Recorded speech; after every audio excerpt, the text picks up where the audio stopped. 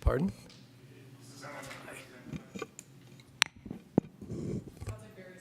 Yeah, mine's on. Okay. We've had some technical, I mean, we just shared that. Do you want to just switch seats? I mean, No, because it's, oh, I can't switch computers. I can scoot over that way too.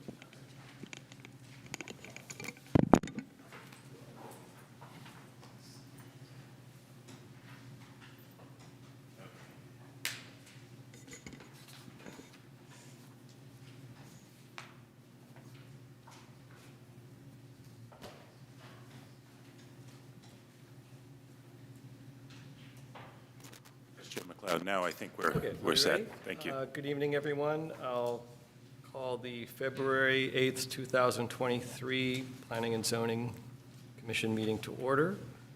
Staff, will you do roll call, please? Commissioner Hudson, Present. Vice Chair McLeod, Here. Commissioner Momin, Commissioner Wadi, Here. and Chair Pilch is advises he's running a little bit late this evening, but he'll be here shortly. Next, I will do the land acknowledgement. The City of Albany recognizes that we occupied the land originally protected by the Confederated Villages of Lijon.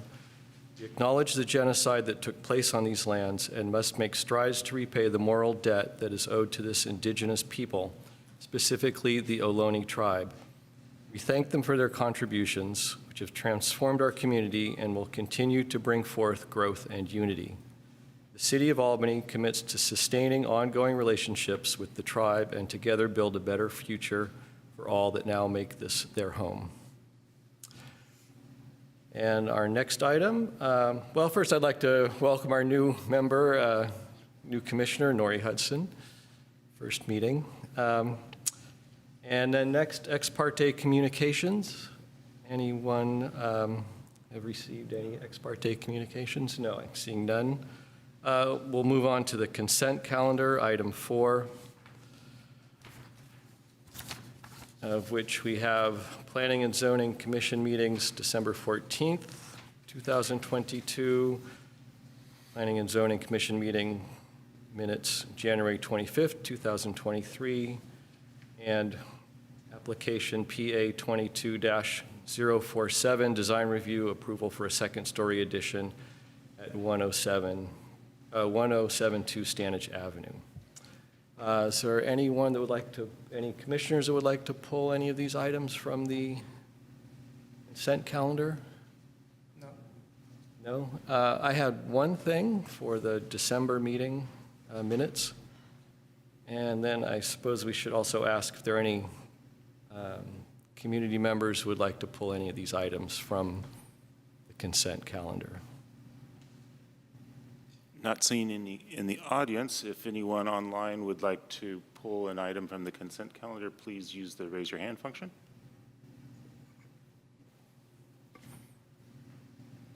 I'm not seeing any. Commissioner McLeod? Yeah, I just had one comment about the parklets, and it was Kim's Parklet. Kim's, it was, let's see, page 8, line 28. I was very specific that pressure-treated plywood is not an acceptable walking surface, not shouldn't be or may not be. It's just a definite no. So just wanted to clarify that it shouldn't, it's not appropriate for especially a restaurant to have that as the exposed walking surface. So that was my only comment, and if that correction is made, do we have anyone who would?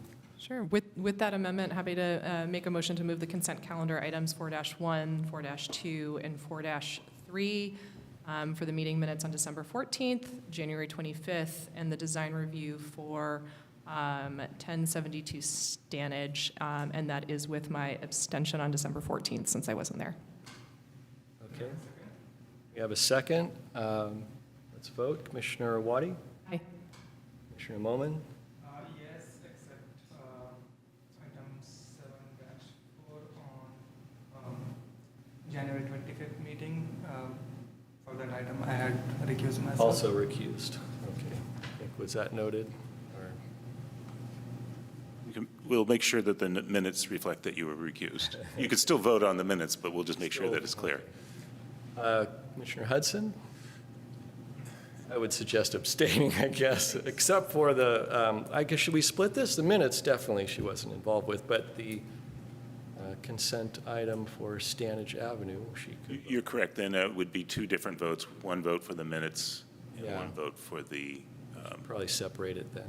yeah, I think that would be better.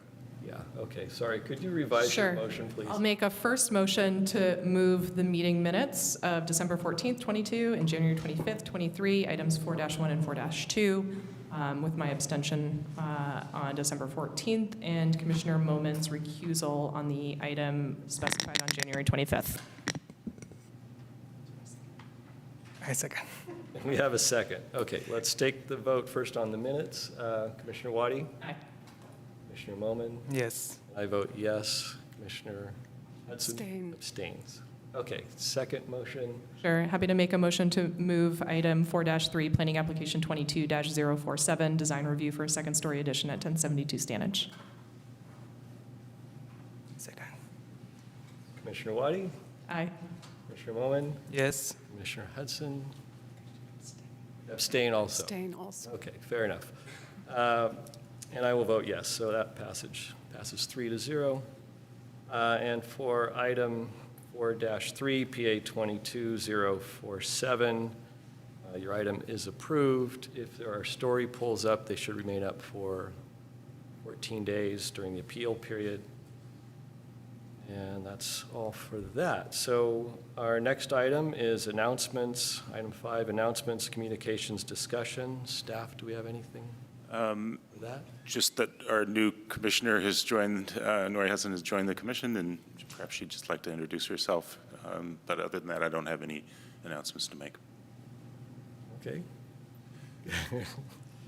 Hi, I'm Nori Hudson, and I have owned a house in Albany since 1986. I have been also in business in Albany, and I want to engage in public service, so that's why I'm here. All right, thank you. Next item, item 6, public comment for persons desiring to address the commission on an item that is not on the agenda. Please note that the Brown Act limits the commission's ability to take and/or discuss items that are not on the agenda. Therefore, such items are normally referred to staff for comment or to a future agenda. Is there anyone here who would like to make a public comment? This is, yes, please, if you could step to the podium over there, please. Yeah, the one in the back. You could state your name, please. Yes, Peter Campbell. And I think this is the appropriate time for this. It actually refers to something that's in item 7-1, but it's not relating to 7-1. It's relating to procedure. And it makes reference to a resolution 2023-01. I searched the Albany City website high and low for that, and I could not find it, so I don't know what that one's about. And I'm just concerned that there's something being potentially approved that's not made available, or at least I couldn't find it, so I'm not sure it was made available to the public. So thank you. What was, excuse me, what was the number?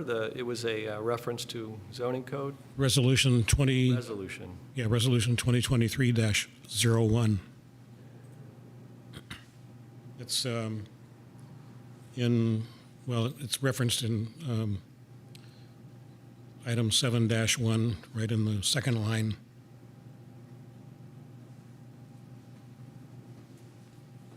Okay, well, we'll see if staff can clarify that, or, So I think it is part of the next agenda item. It was part of the attachments to the online. And there are copies on the back table as well. is there anyone online who would like to make public comment? So if there is anyone online that would like to make a comment for something not on the agenda, please use the raise your hand function. Looks like we have one person. Judy, please go ahead. Hi, my name is Judy, and we own a property in Albany, we are a mom and pop landlord, and so the housing element raises some concerns for me because the TOPA that our investment is our retirement fund instead of putting Can I, in. excuse me, can I interrupt you for a second? It sounds like you're going to address item 7-1, which will be next on our agenda. So I think it would be best if you held on and made your comments during the next item. This is Okay, I'm sorry. moment Sorry. is for just public comment for the good of the city or general comments about planning and zoning. Okay, thank you. Not seeing any other hands raised. No other hands raised? Okay, all right. We will move on to item 7-1, City of Albany Draft 2023-2031 Housing Element. Been working on this for a long time, and I'm sure that's what everyone's here for tonight. Staff and our consultant, do you have a presentation for us? We do. Thank you, Vice Chair McLeod and Commissioners. You've had the opportunity to work, except for our new Commissioner Hudson, we've had the opportunity to work with Barry now for a number of years on our long-range planning, and I'm not going to go any further with an introduction. I think I'll just turn it over to Barry to give the presentation, and we'll both be able to answer any of your questions. Thank you, Jeff. Good evening, commissioners and members of the audience and those out watching on Zoom. We have a brief presentation to introduce this item to you this evening. And let me see if I can advance to my next slide.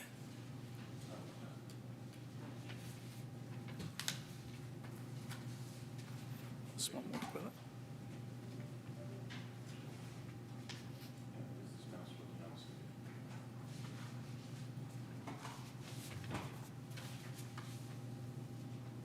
We're trying to get our mice straightened out here. I'll use the keyboard. Great, thank you. So this is essentially an overview of what we hope to accomplish at tonight's agenda and the overall approach. We'll be providing this presentation to start off, and then there's an opportunity for the commission to ask clarifying questions. We'll then have an opportunity for public comment and then commissioner discussion. And finally, action on the proposed resolution, which is a resolution from the Planning and Zoning Commission to the Albany City Council recommending adoption of the 2023 to 2031 draft housing element. The housing element is part of the Albany General Plan. It is getting a lot of coverage in the news these days. This is something that all cities and counties in the Bay Area are working on right now. But it's actually been part of our general plan for more than 50 years. It's been a requirement that every city and county in California have a plan for housing since 1969. It's different than the other parts of the general plan. You may be familiar with the land use element and the transportation element and safety and so forth. This particular part of the general plan is subject to a requirement that it be updated every 8 years, and it must be submitted to the State Department of Housing and Community Development for certification. And that process is occurring now in the Bay Area. So the other unique aspect of the housing element is it's extremely prescriptive in terms of what's covered.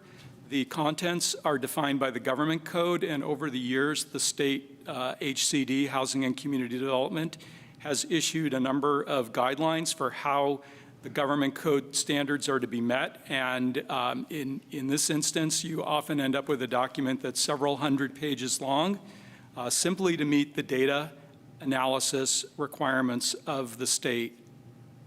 The bottom line is that the city has to demonstrate that it has the capacity to meet its fair share of the region's housing needs. And that's an actual numeric assignment that's given to each city and county, in our case by the Association of Bay Area Governments, which is our regional council for the 9 Bay Area counties. One thing that's unique about this housing element relative to the last cycle is that it's oriented around the principle of affirmatively furthering fair housing. This is the outcome of legislation that was adopted in 2017. What that means is we need to demonstrate that we're working to overcome barriers and overcome patterns of segregation within the community and to address discrimination and other issues that have historically kept lower income renters and persons of color disadvantaged in the housing market.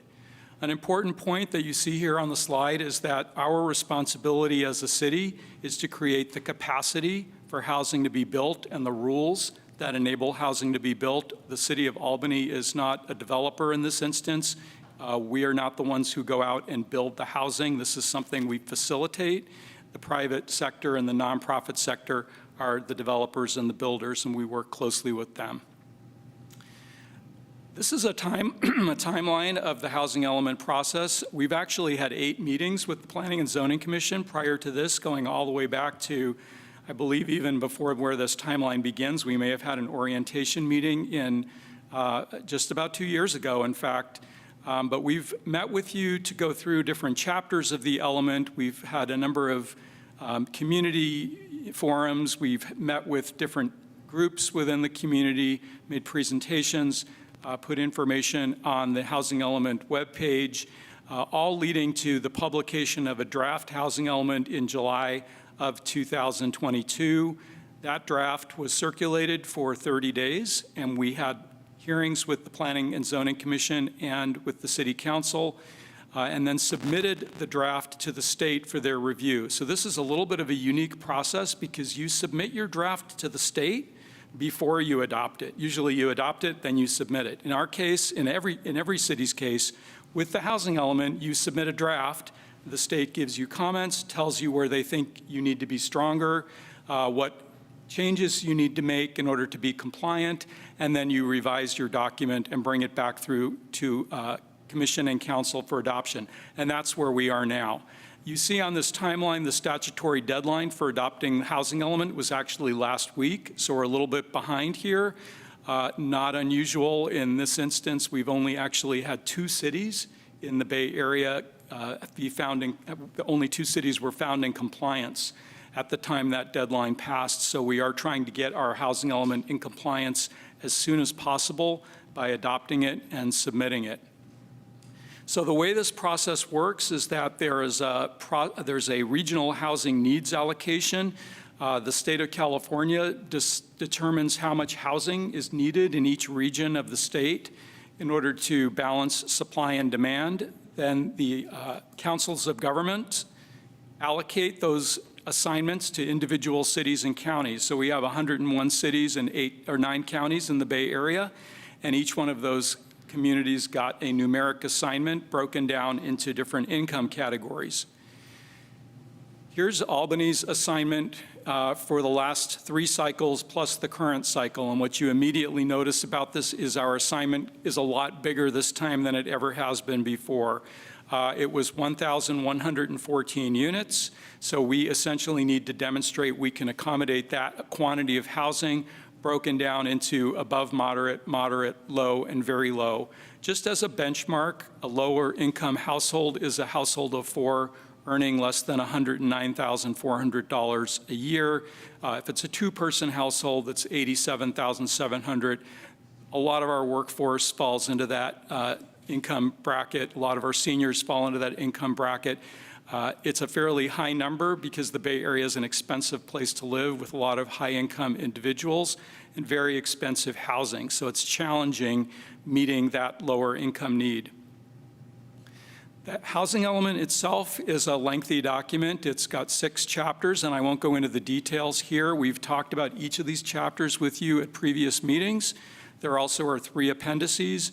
The one thing I want to say is that the first 5 chapters are really context and data, and Chapter 6, which is our housing action plan, is really where we lay out what the city's priorities are and what our housing programs will be for the next 8 years. And some of that is carried forward from the existing plan, and some of it is new. And we've walked you through at previous meetings what was new and what was being brought forward.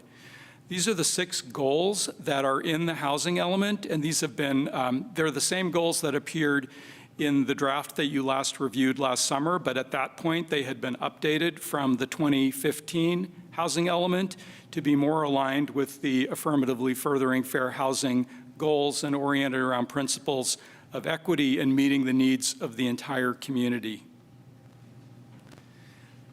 The process, we've kind of already gone over this at a high level, and I won't go through this in detail, but I will say that we're in that circled box right now where it says City revises draft and adopts document. Following the City Council adoption of the housing element, we will submit it to the state for certification. The state has 60 days to issue their decision.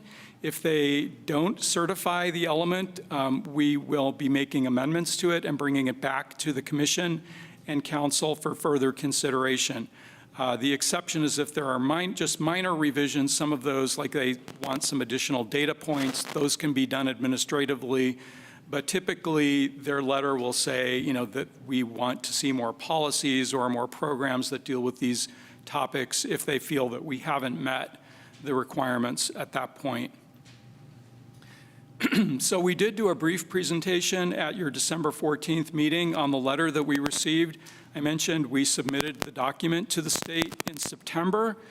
We received our comments from them on December 9th.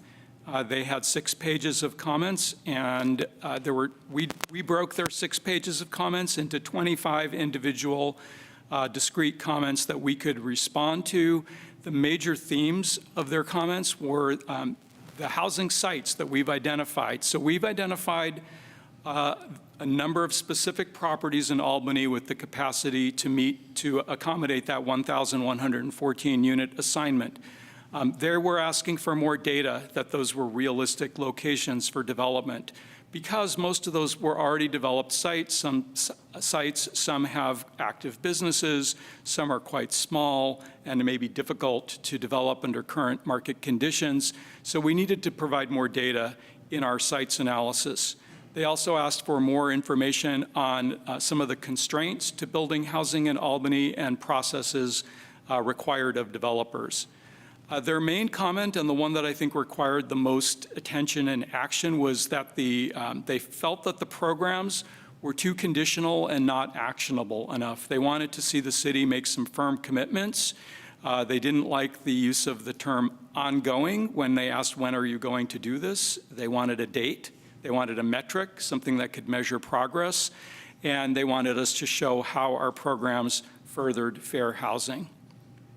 So we responded to that. I know this is not legible, but the image you see at the top left is the actual letter that we got from the state, which is included as an exhibit to the staff report. That red box delineates one of the 25 comments. We itemized each of those comments and then prepared a written response, which is what you see here in the red font at the bottom left. Then we prepared a track change version of the entire housing element that included the additional information that they were asking for. And then finally, the clean version of the, not sure if the interference is coming from me. We'll just take a brief It's not me. moment here to figure out what's going on. Some background noise.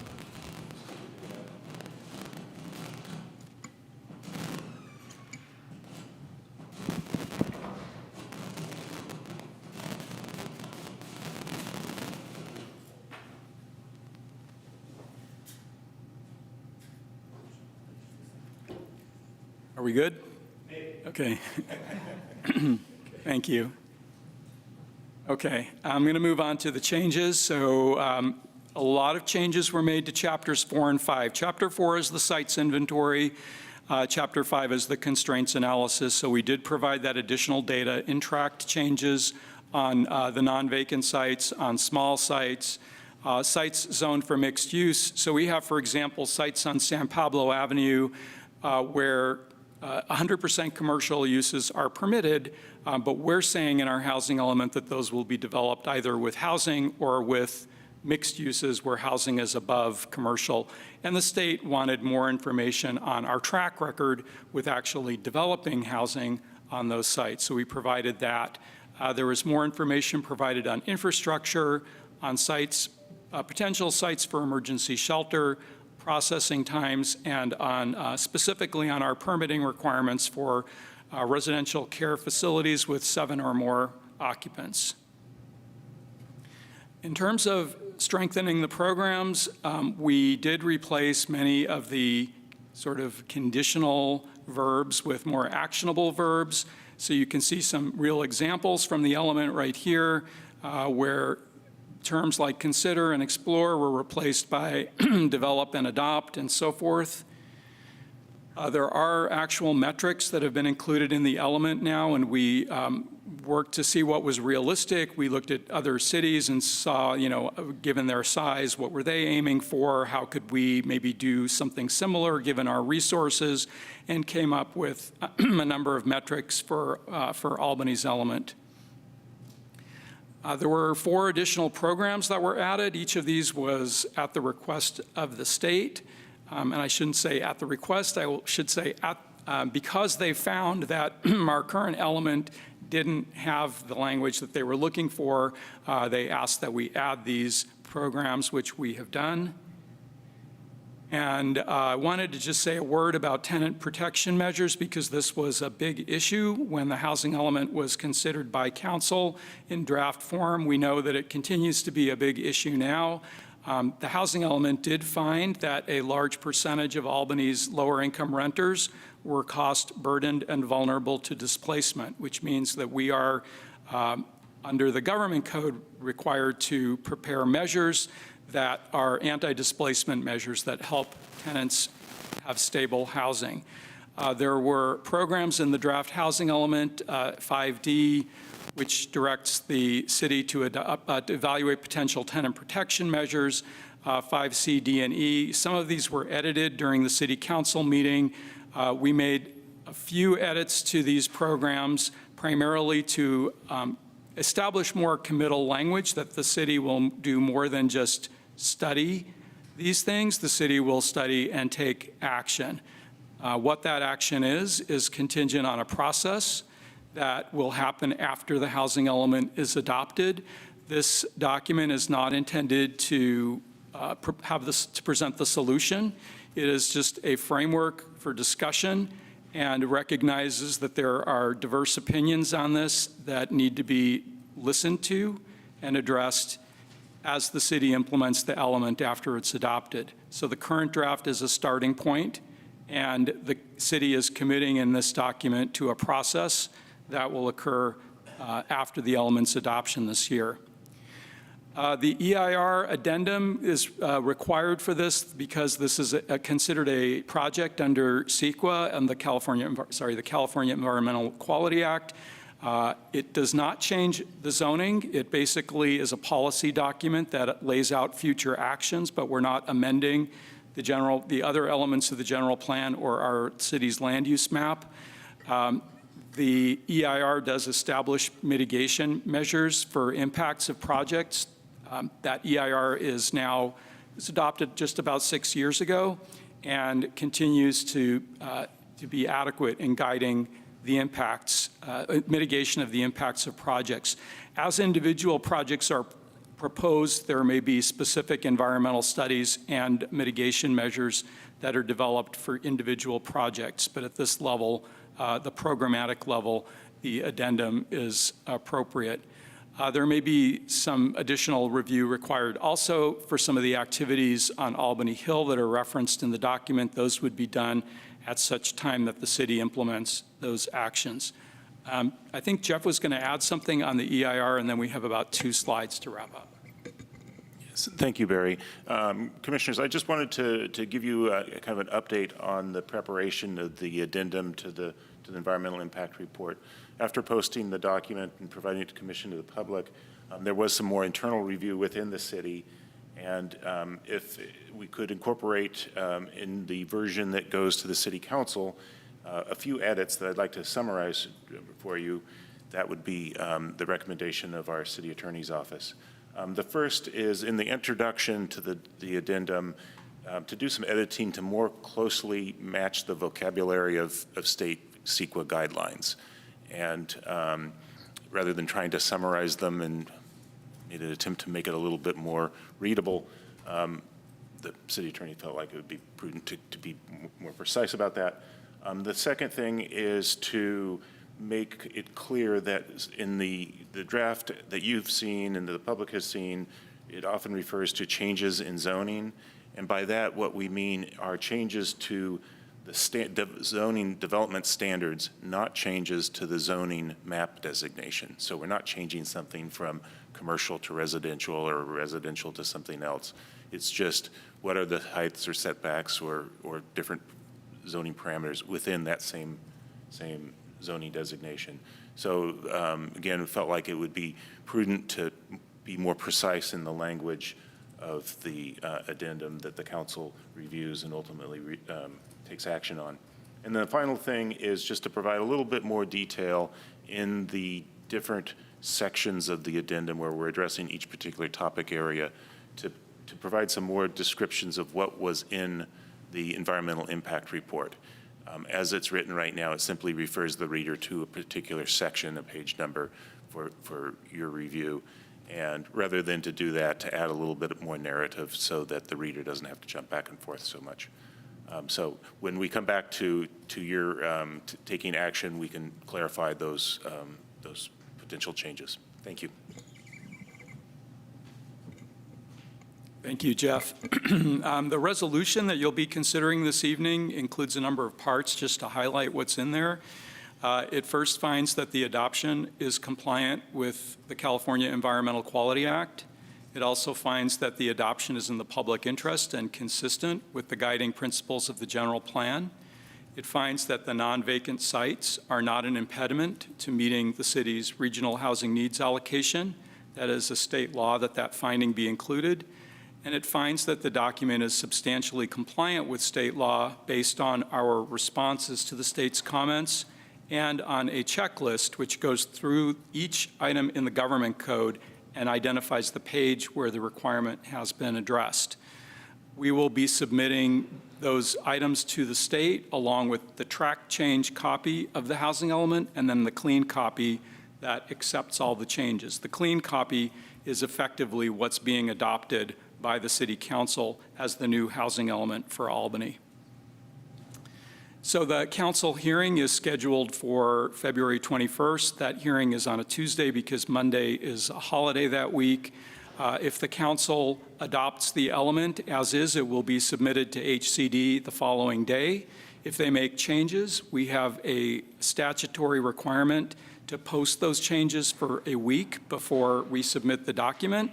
And the state then has 60 days to issue their findings letter. I mentioned the possible outcomes earlier in the meeting. They'll either find us in full compliance, they will let us know that there are some minor administrative changes, mostly related to data that we can provide to them, or they'll indicate that additional work is needed on the policies and programs, in which case we will need to amend the adopted document and come back to you.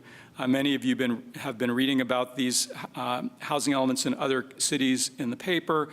Everyone's in a different phase of this process right now, but based on the experience in Southern California, where half of the cities are still out of compliance 15 months after their deadline, this looping around does tend to happen in a lot of communities.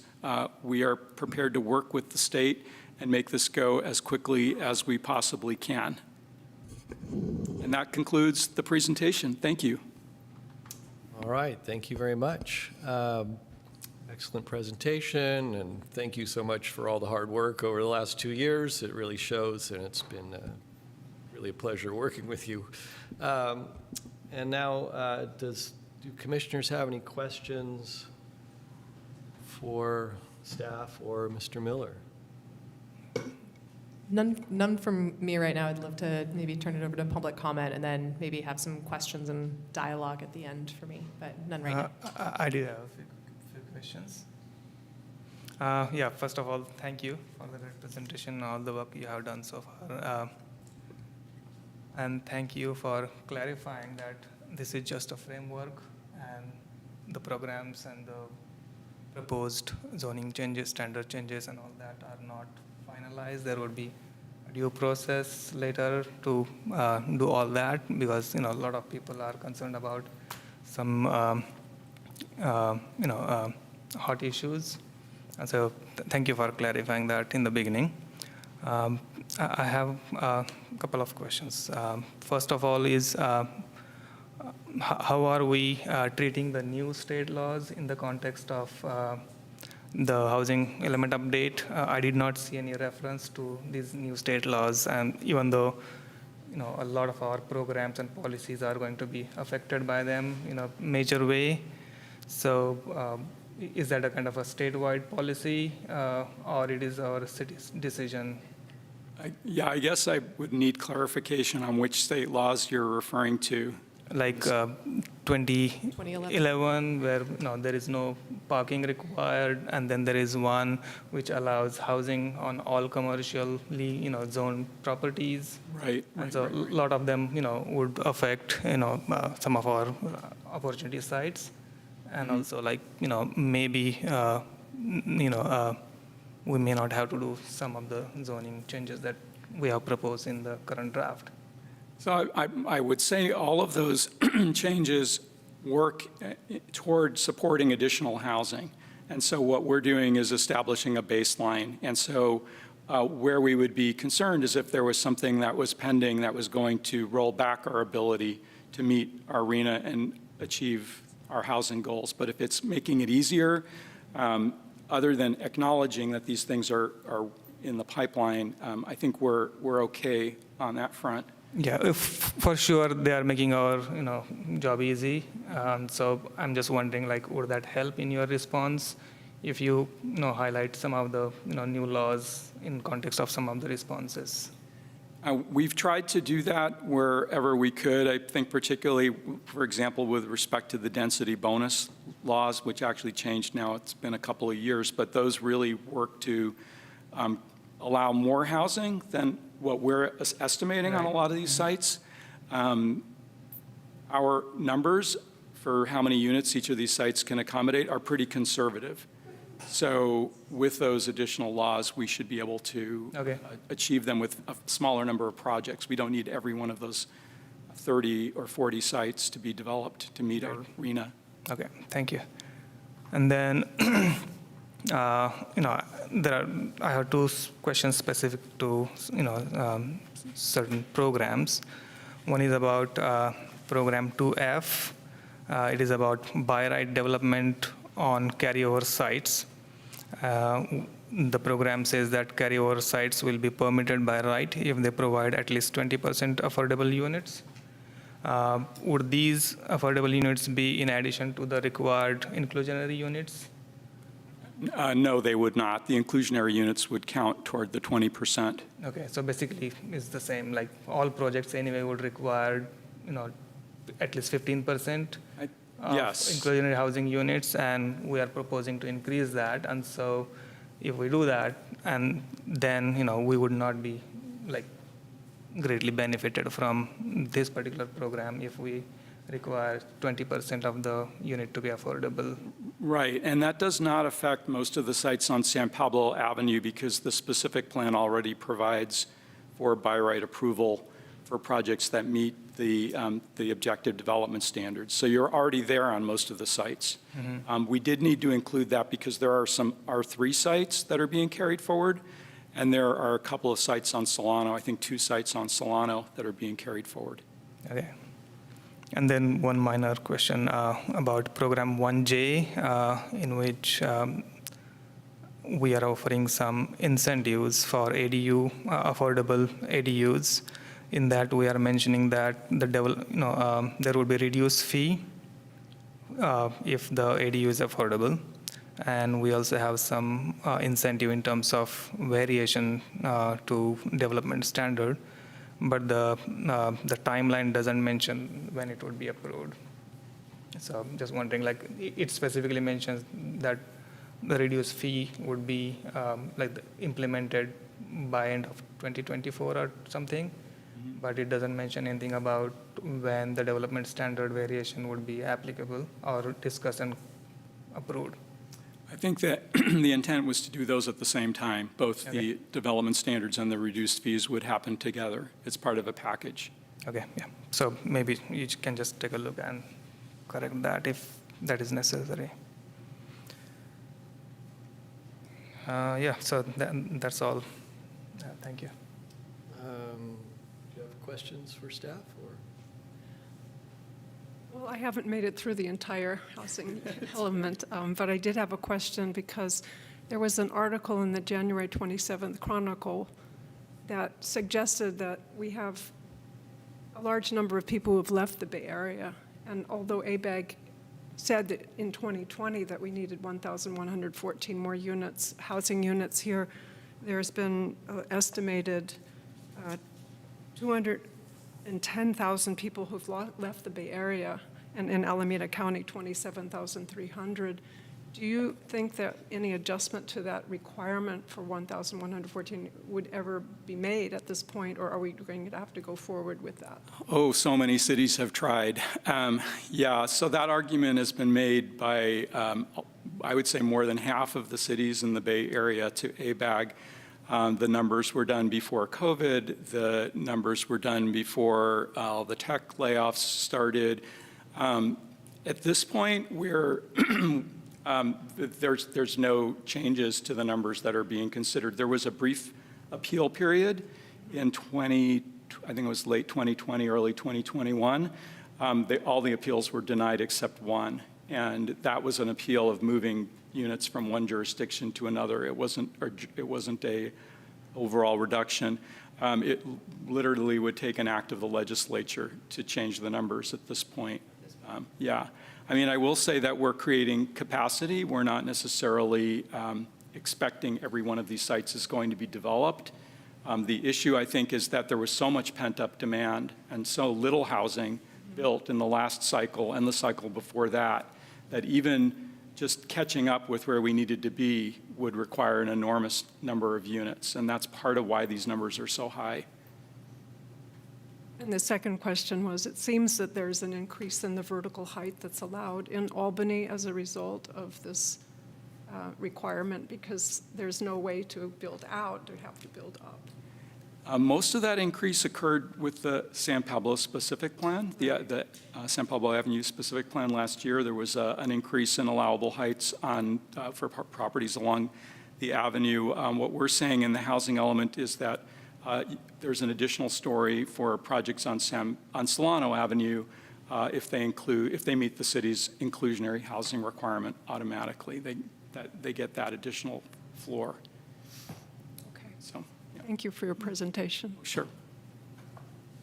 I have a few questions. I'll try not to make it too long so we can move to public comment. But just kind of big picture, a lot of the programs that we're looking to implement, we're not strictly required to implement exactly as written into our housing element, correct? In terms of how strict is it that, let's say if we're going to change some zoning standards, do we have to do exactly what is mentioned in here, or we have some latitude, I assume? You have some latitude. I think the city prepares an annual report on progress as part of this. It's a state requirement. So when you do that annual report, you go program by program and document where you are with implementing that. And if you haven't done anything, you have to explain why. If you did something differently, you explain why you did it differently. As long as you can make the argument that there's some compelling reason you didn't do the program, or you did something else, or you achieved the spirit of the program in another way, I think that's okay. But if you do nothing, there are penalties. So you definitely, I think if there's something in here that you think, oh, we're never going to do that, it's worth flagging, or even talk about it. I think we try to distinguish between those things we think need to be evaluated versus adopted. Nothing prevents us from going beyond what's in here. Correct. In any item. But if we cut back on some way, we have to justify that or show that we compensated for it in another way, kind of thing. Okay, I guess that's the gist of where I'm going with this. And then, because there are some things in here where I don't understand. I don't know what the mechanism is for achieving them. And that would be increasing the housing voucher supply. Right. Or creating ADA accessible units. I don't know what the mechanisms are for those. So I don't know how we would actually get there, but, other things, the tenant protection elements, the further affirmatively furthering fair housing things are also why probably most of these people are here tonight. But, how we achieve those things, or the mechanism for adopting them and implementing them is also something of a gray area for me. So I guess I'll leave it at that, and why don't we open it up to public comment? And if we could just go in an orderly fashion to the podium one at a time and state your name, and you'll have 3 minutes to speak.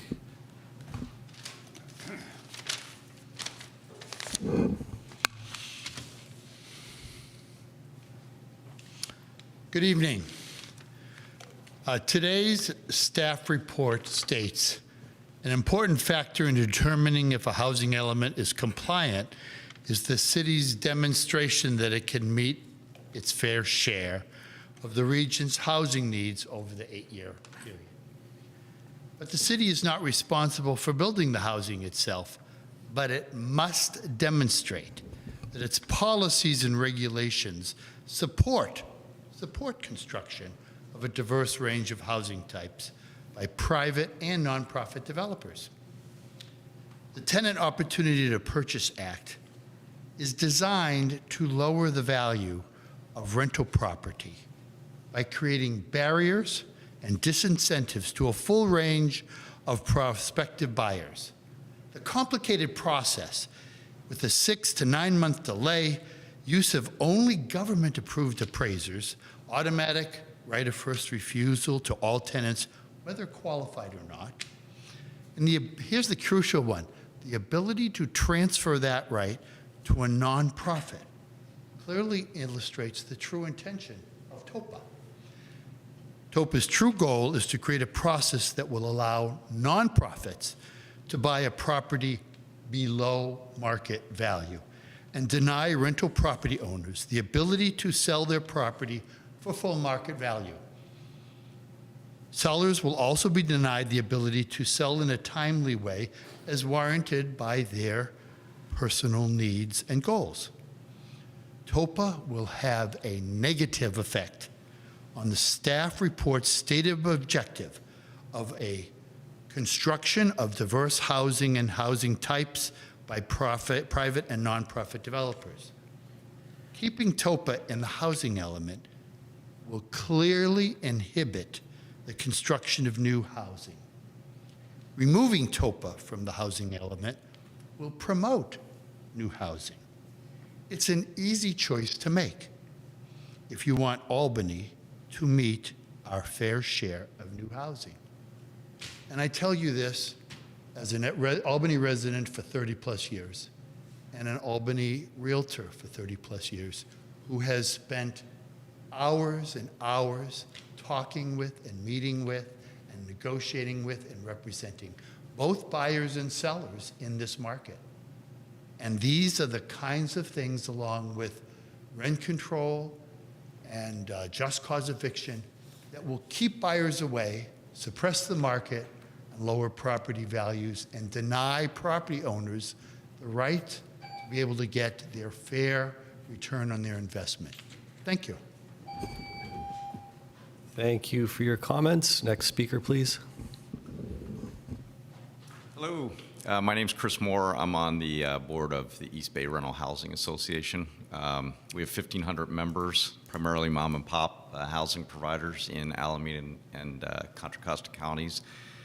We represent 45,000 units and about 120,000 renters across our membership. Also have a couple comments similar to the previous gentleman. I think that the number one missing thing in the state's talking about tenant protections, This team and also the city council should add that they should and will lobby the Alameda County Board of Supervisors to end the eviction moratorium, and they will also pay fees and raise funds to support and pay the housing providers that have lost the billions of dollars that have been lost in Alameda County by housing providers. It's the biggest number one thing that has caused the reduction of housing in the community. Regarding the 10th Opportunity to Purchase Act, there's a couple of incorrect items in here. So in 5E, under the TPO, it says City of Berkeley is currently pursuing a TOPA program. It's false. They are not pursuing a program. They brought it up twice. It failed twice. They are not currently pursuing that. A small group of Berkeley council members and the mayor did propose TOPA twice over the last 4 years. But once renters discovered that the proposed TOPA ordinance in Berkeley removed renters from rent control and allowed a 50% rent increase over 5 years, the renters realized they were being screwed. And the not-for-profits were coming in, buying property at below cost or going to be enabled. And the renters also found out in the community that not-for-profits are one of the highest evictors in the city of Berkeley. And so that's why it's failed so many times there, and they are not pursuing it anymore. The state's forcing you guys to do it. You have to put it in there, but these are and if you need information, I'd be happy, chrismoore@gmail.com, be happy to, or contact Eber, be happy to show you the data and the true information on that, true report. A couple other things. The first 5E, equitable distribution of housing opportunities. Avoid land use decisions that contribute to segregation. It's exactly what tenant protections does. Look at Berkeley, look at Oakland. They are segregating the community. Rent control is so damaging. And in fact, Oakland has increased their tenant protections immensely over the last few years. Look at their homeless problem. It causes the exact opposite of what's going on here. Last thing with TOPA, what this is going to do, it is the new redlining for the black and brown community. It will eliminate generation wealth and take that away, and that's another reason it's bad. Thanks for your time. All right, thank you for your comments. Next speaker, please.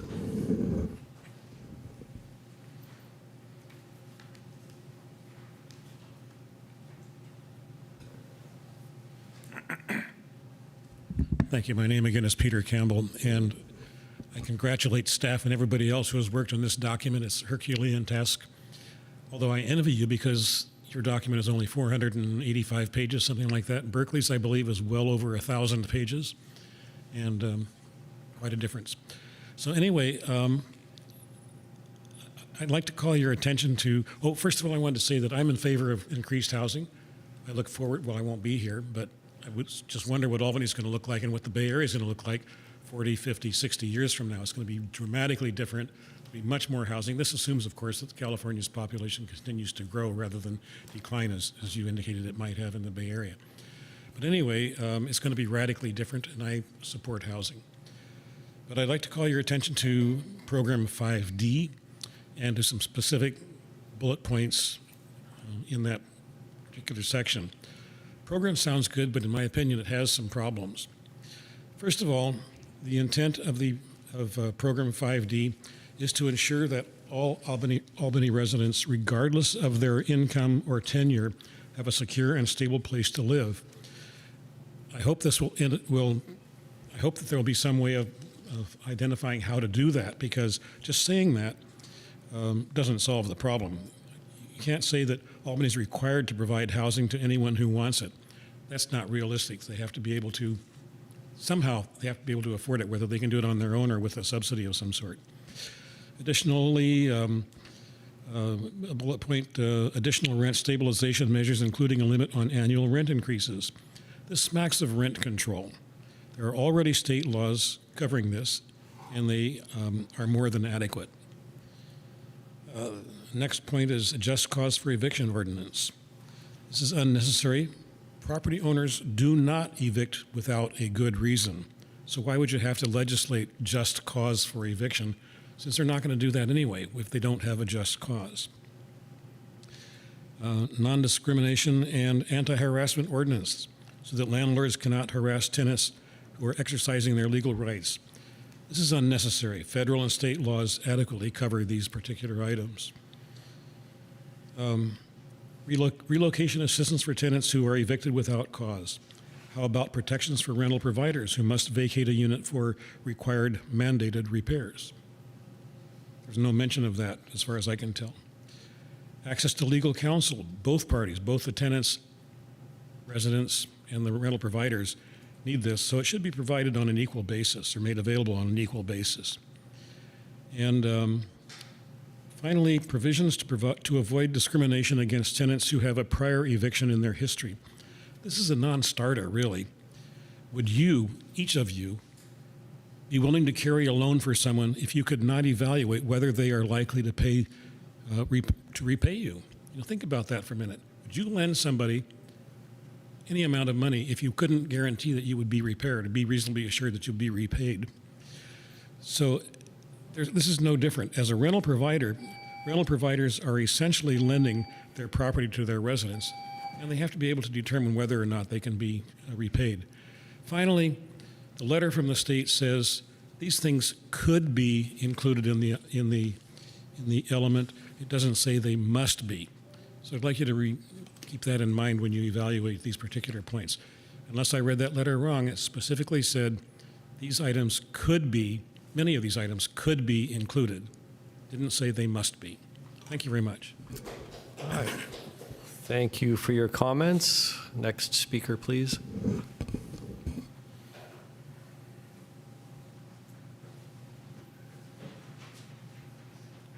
My name is David Hertzer, and I've been a housing provider in Albany since 1972, and that's approximately 50 years. And I'm typical of the many small mom and pop apartment owners in Albany. I'm retired. I use the rent as retirement income.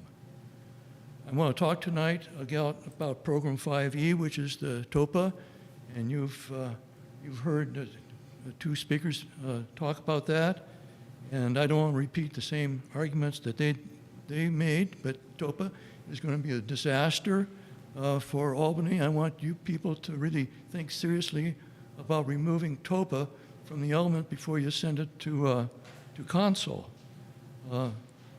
Some additional points that weren't made it's going to decrease property taxes and taxes from property transfers in Albany. It's going to create hardship on minority owners and make it difficult for them to transfer properties to their heirs and their friends. It's going to decrease generational wealth of minorities. It was rejected in Berkeley, especially because of the effect on minorities.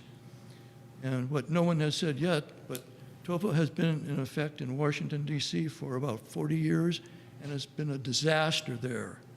And it's now being phased out with different types of programs to assist low-income tenants and to foster home ownership, which makes much more sense than screwing up the titles of properties and making them difficult to sell in Albany. Providing housing is a difficult business. Please do not impose unreasonable restrictions on us. Please tonight consider removing 5E from the element. Thank you. Thank you for your comments. Generally, we don't applaud speakers here. I mean, generally, we just keep it calm. I mean, we understand you're supporting them, I think, by your comments already. Hi, my name is Margie Marks. I'm speaking on behalf of Albany Thrives Together. There is a broken rent review program in Albany. The city wants to do an evaluation or survey before they make changes. The city does not need to evaluate or do a study. They have more than sufficient information to take action. But you want to do a study. Study this.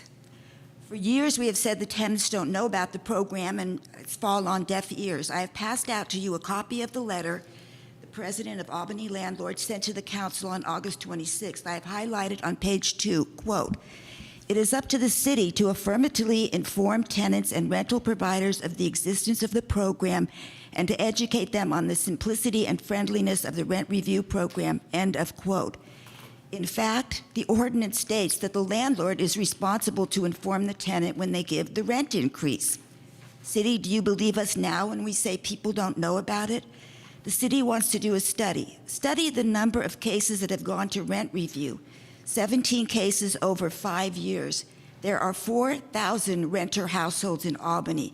The landlords who have not given the required legal notice say that this shows the program is working. You've got to be kidding. That defies reality. 4,000 renter households each year and only 17 cases over 5 years.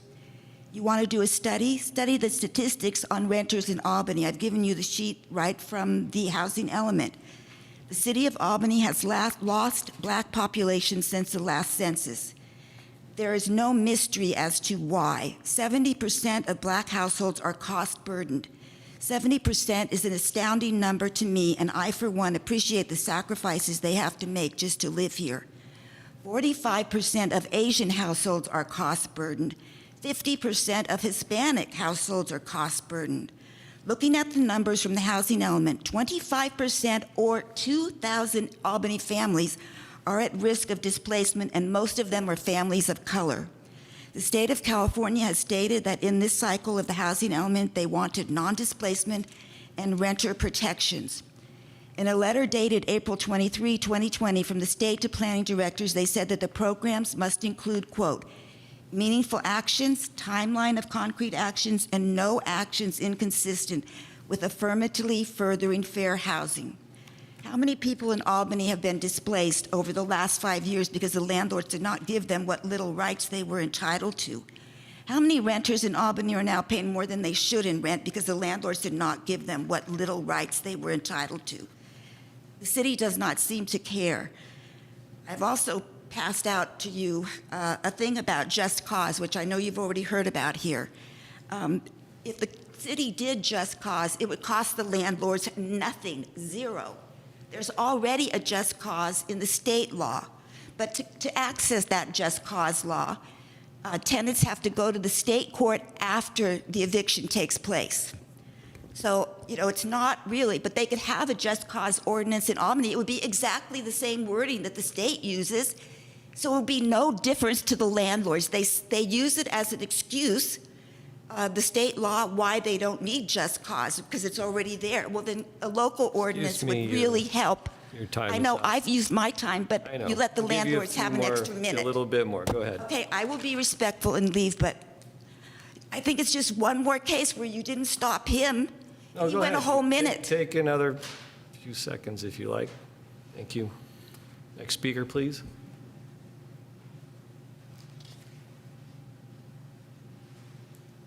Hello, my name is Elaine Stelton, and I'm a housing provider. I just want to urge you to please reach out to Sid, who actually runs the rent review program. He works for the city. He's accessible to you. Ask him exactly what the situation is. When I've spoken to Sid, it sounds to me like very oftentimes there are inexperienced, usually owners of houses, not apartment buildings, that don't really understand the rent review program, and in fact, in some cases, have imposed an unfair rent, in which case Sid has told them, sorry, you're not able to increase the tenant's rent, and vice versa. There have been times when the tenant thought the rent increase was inappropriate when it actually was, and Sid had to say, guys, in fact, this is a fair rent increase under the law. So ask Sid, check with Echo Housing, and please do not rely on Margie Marks. Thank you so much. Thank you for your comments. No other public comment from those in attendance here. Are there any who wish to comment online? We do. We have 6 hands raised so far online. If others online want to address the commission, please use the raise your hand function. The first speaker would be Don Kawamoto. Please go ahead. Hi, I'm an Albany resident and an Albany landlord, and also the aunt whose niece was on Section 8 housing in Southern California. I'd like to make a proposal and also offer an opinion. I really like the affordable ADU idea, and I'm wondering if you would consider sending out flyers to all property owners in Albany once you have the particulars of the program available for them, because it might encourage more homeowners to create ADUs if they know they'll get a break on the fees and maybe some allowance on the development. But also, I would encourage you to include in there how you would offer like a informal kind of meeting on what Section 8 housing is, what the program is, because from what I understand from my niece, it guarantees a landlord their full payment, that they'll always get paid the market rate, but the tenant will only have to pay a portion of that with Section 8. So it would be good to include Section 8 with any flyer advertising the affordable ADU program. My opinion comes in with the TOPA, and I think on that flyer, if you do instill TOPA, you need to have a disclosure for transparency that, yes, we have this affordable ADU program, and this is what you'll get if you do create an ADU, but also if you do create an ADU, you will be subject to TOPA, and that may affect the success of the affordable ADU program, because some homeowners who may have created an ADU would now be reluctant to do so. So that's my 2 cents on this program. Thanks.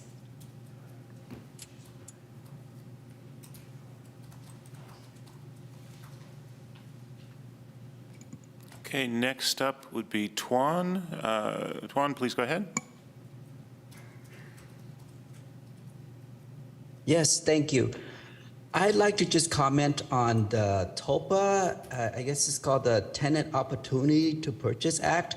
It's sold as a policy that would help tenants purchase, but this Tenant Opportunity to Purchase Act is actually a false promise. And how you know is basically you just follow the money. If you look at where the money is going, you see affordable housing funds getting diverted away from effective housing programs that give money directly to tenants, like rental assistance for low-income tenants and down payment assistance for tenant buyers to actually purchase homes. So what happens with this money, it leaves the hand of tenants empty-handed, and it just diverts it to basically TOPA housing developers that are unaccountable, that inefficiently deliver housing. In Berkeley, the legislation for TOPA actually raises rent on tenants, and TOPA developers exempt themselves from local rent controls at just cause because they're so inefficient. This is legislation in Berkeley that you can confirm. So under this legislation, a tenant would see a 50% rent increase in just 5 years. So the rent goes from $1,000 per month to over $1,500 per month 5 years later. So it's not designed to help tenants. If you look at the other cities that are across the Bay Area that have looked at TOPA, none of it passed. In 2019, the Richmond City Council unanimously halted TOPA. TOPA was introduced in Berkeley 3 years ago, went nowhere because there are huge problems with it. It's been in Washington, D.C. for 40 years, and it didn't spread across the country because there are serious issues. That's what happens. In D.C., TOPA is getting defunded, and in 2018, D.C. removed properties from TOPA restrictions. It's like single-family homes, condos, and townhomes. Palo Alto introduced TOPA 2 years ago, didn't go anywhere. Many concerns and questions. So follow the money and look at what other cities are doing and compare affordable housing programs across the board and see what is actually delivering low-cost housing to residents. That's all I have to say. Please be careful, look at the details. The false promise is really blatant when you just follow the money. Thank you so much.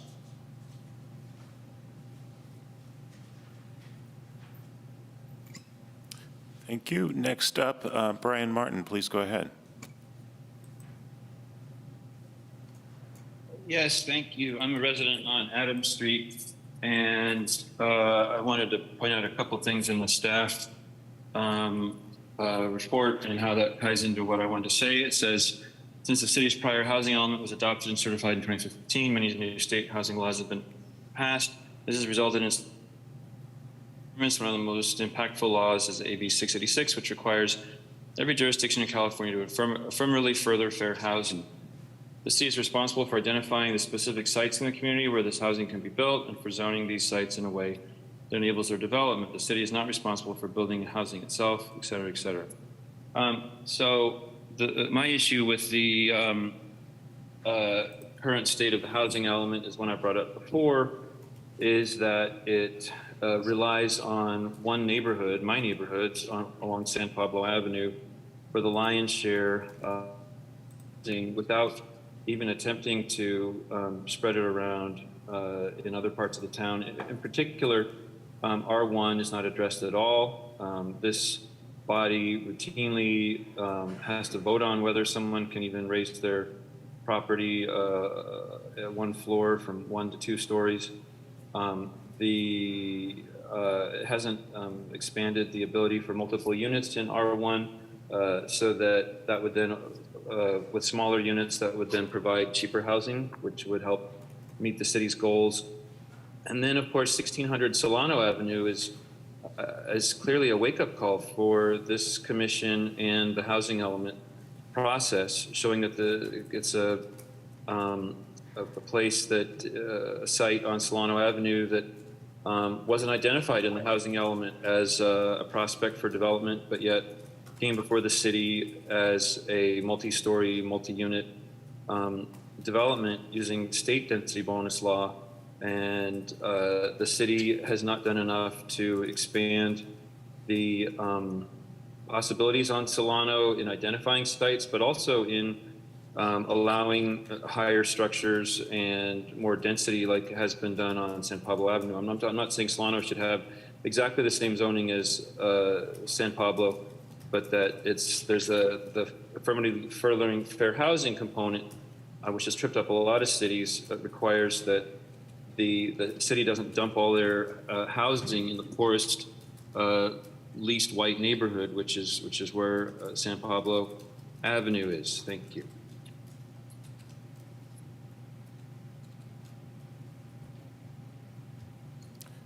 Thank you. Next, Nicholas Nagel, please go ahead.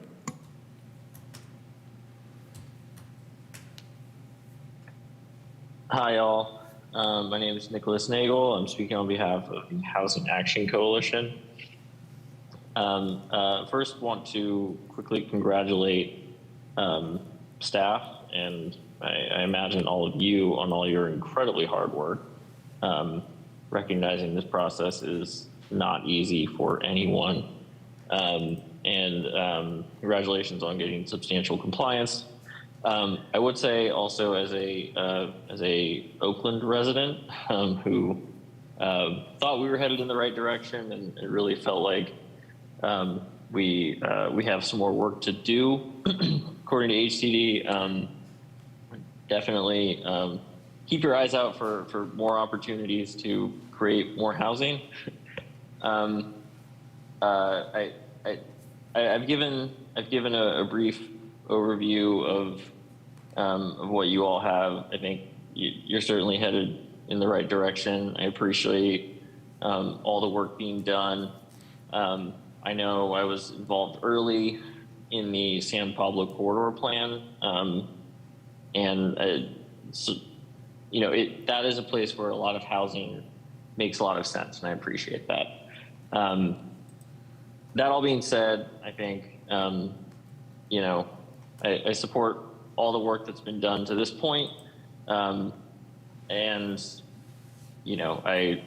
Given the experience in Oakland, I would stay vigilant and perhaps keep in the back pocket potentially some more places to create more housing or some more streamlining that can be done to ensure delivery of more housing. So that's all I have tonight. I appreciate all your hard work and look forward to ideally seeing compliance. Appreciate it.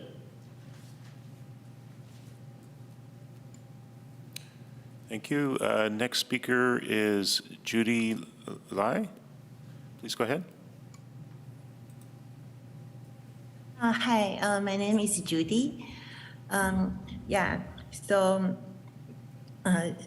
we all know that the state wants us to provide more housing, but the TOPA and the rent control, if we adopt those, instead of provide more housing, it will hurt the incentive for people to build more housing like ADU.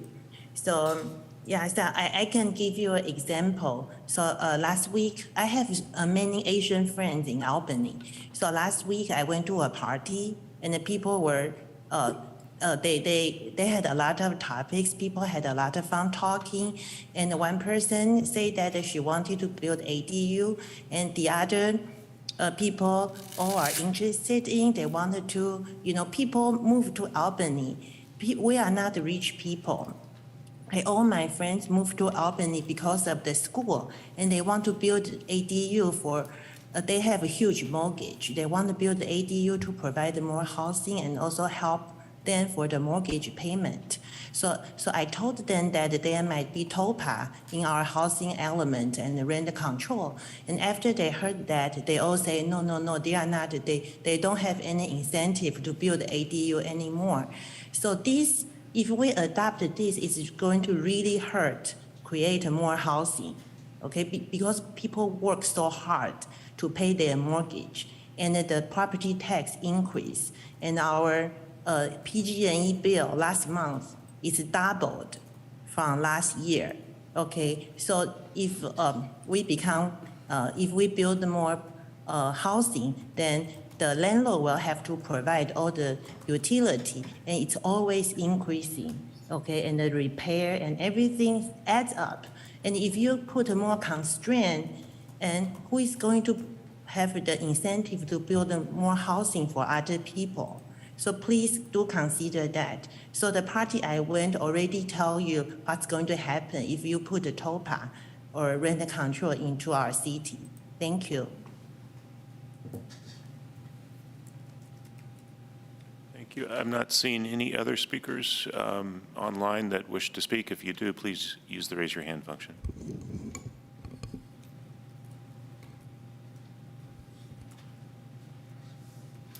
So that looks like the last one.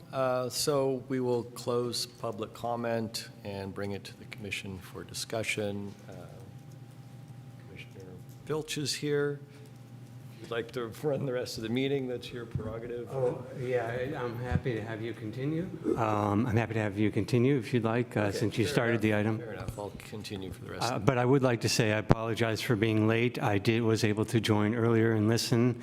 I had a work conflict that was unexpected. Going forward, I've cleared out all such conflicts on Wednesday nights. So, but this one came up unexpectedly. So thank you for your forbearance. Okay, thank you.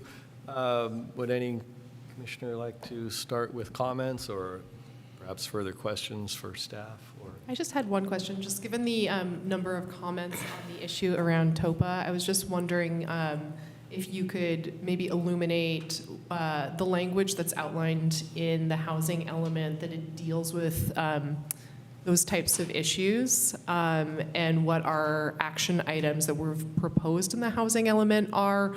Again, the housing element itself is not changing laws related to those issues, so I'm just curious. I was trying to search through and go back to find that, and I couldn't quite put my finger on the page number. So if you've got that handy, is that something you could help elaborate on and maybe shed a little bit more color, given the number of public comments we had?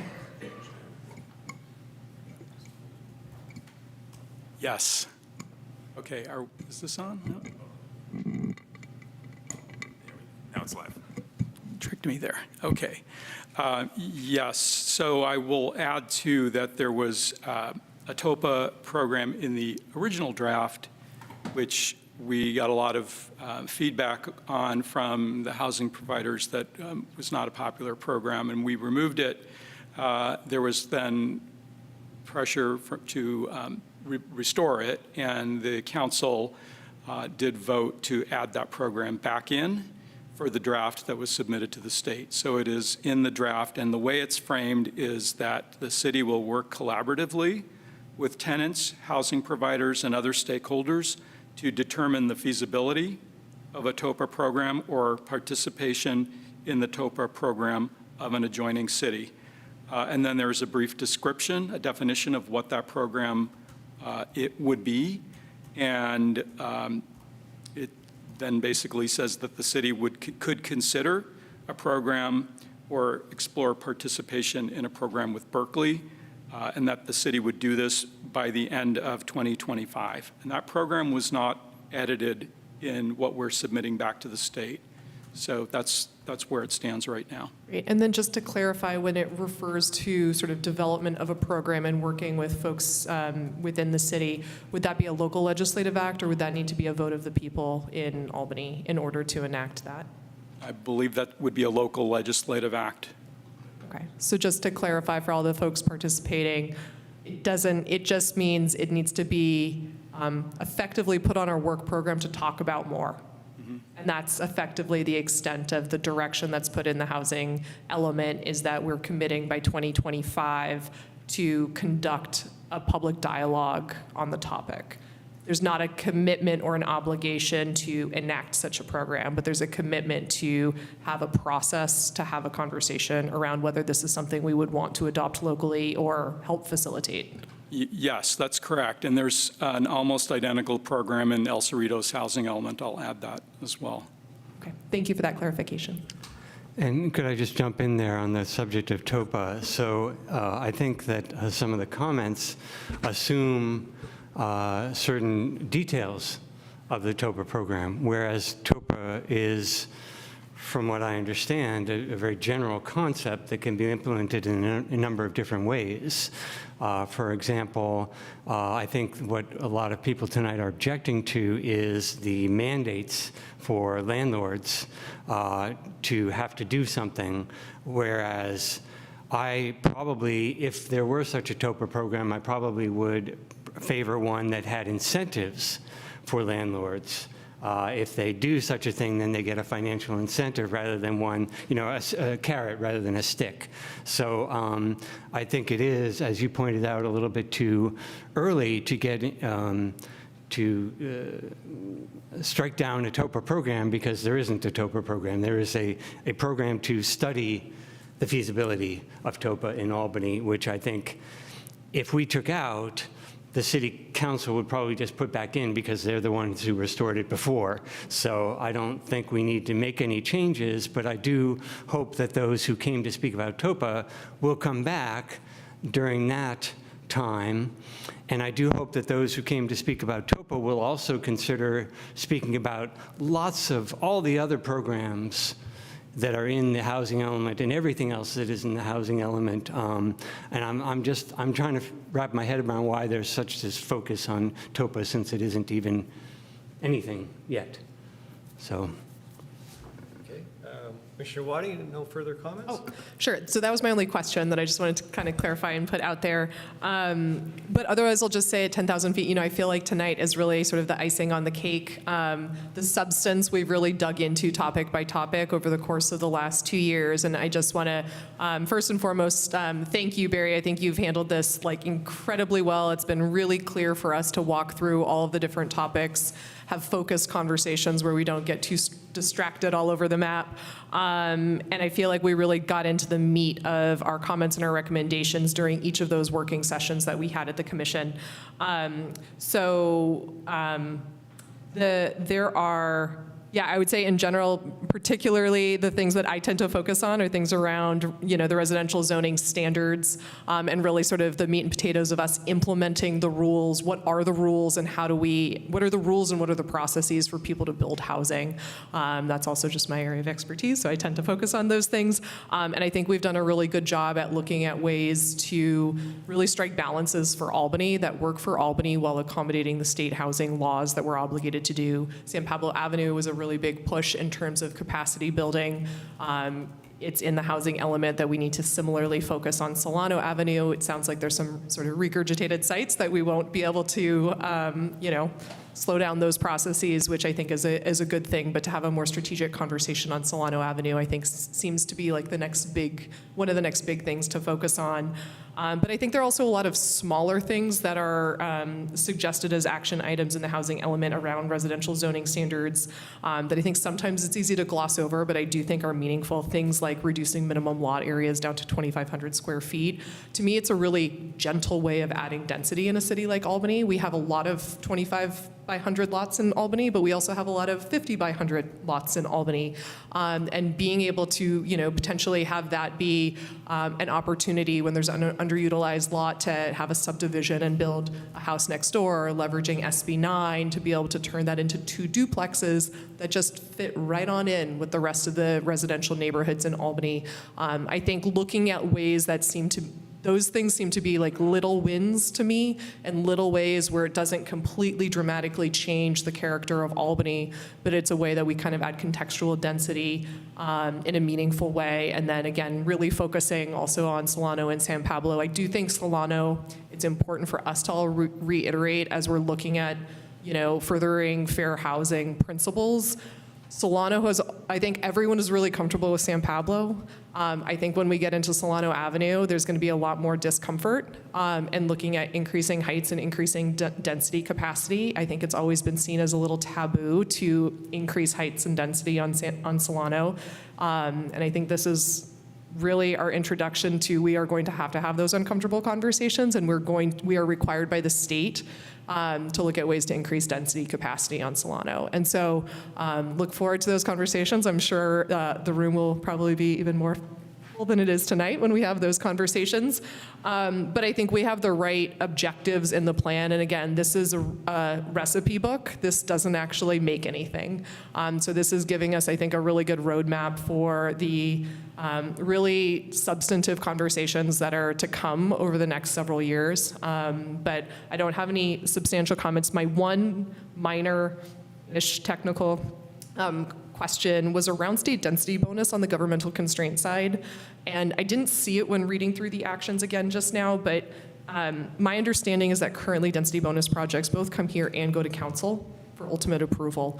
I would certainly be supportive of striking the mandatory requirement for it going to council for a state density bonus project. That to me seems very unusual for jurisdictions to require their legislative body to take an affirmative action on a density bonus project versus just on appeal.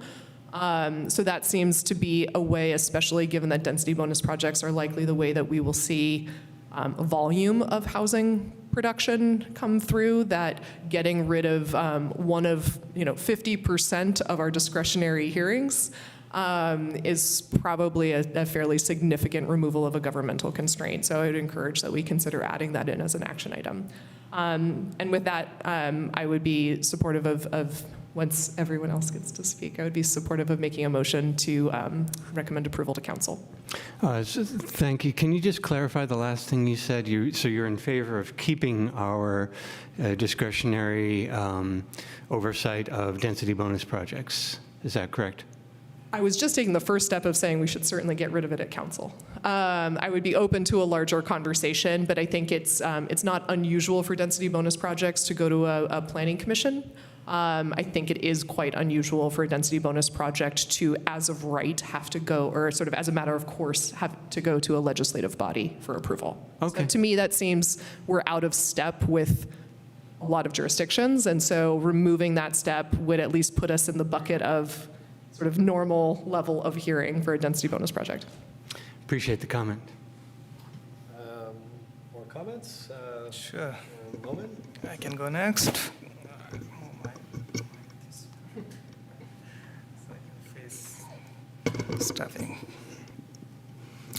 Right.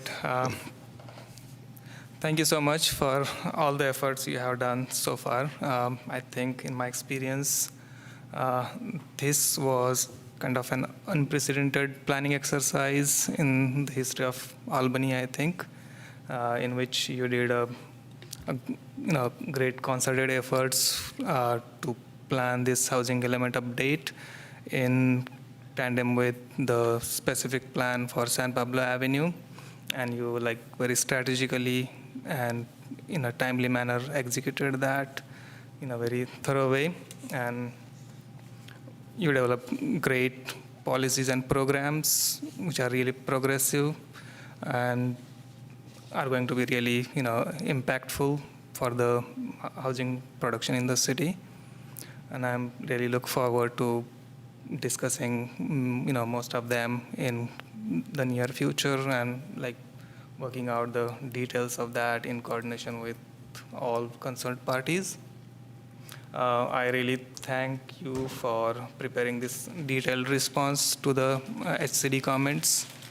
They are very thorough, and you have surely done a lot of analyzing and evaluation of a lot of information. The structure of your comments was very clear with track changes and marking the working document, and all that was very clear for everyone to understand.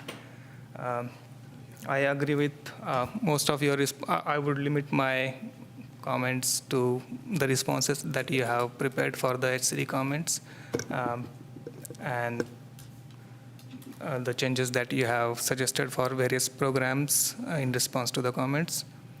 I agree with most of your comments, and I think they are convincing enough. I just have some comments or some I would like to highlight some of the responses which I thought are really meaningful, and I would also mention some of the comments where I have some suggestions. So I would start with comment 4, if you have the document in front of you, which talks about the realistic capacity, in which the HCD asks for consideration of non-residential uses on some of these opportunity sites, which also are zoned for non-residential uses. And so I thought this was a kind of a tricky comment, which could put us in problem. But I think your response to that is quite strong and convincing. You have rightly highlighted the fact that zoning standards on SPC corridor and San Pablo corridor very strongly favor the mixed-use development, and so it is unlikely or less likely that there would be a 100% commercial development on those sites, and you have given all the details which are very informative.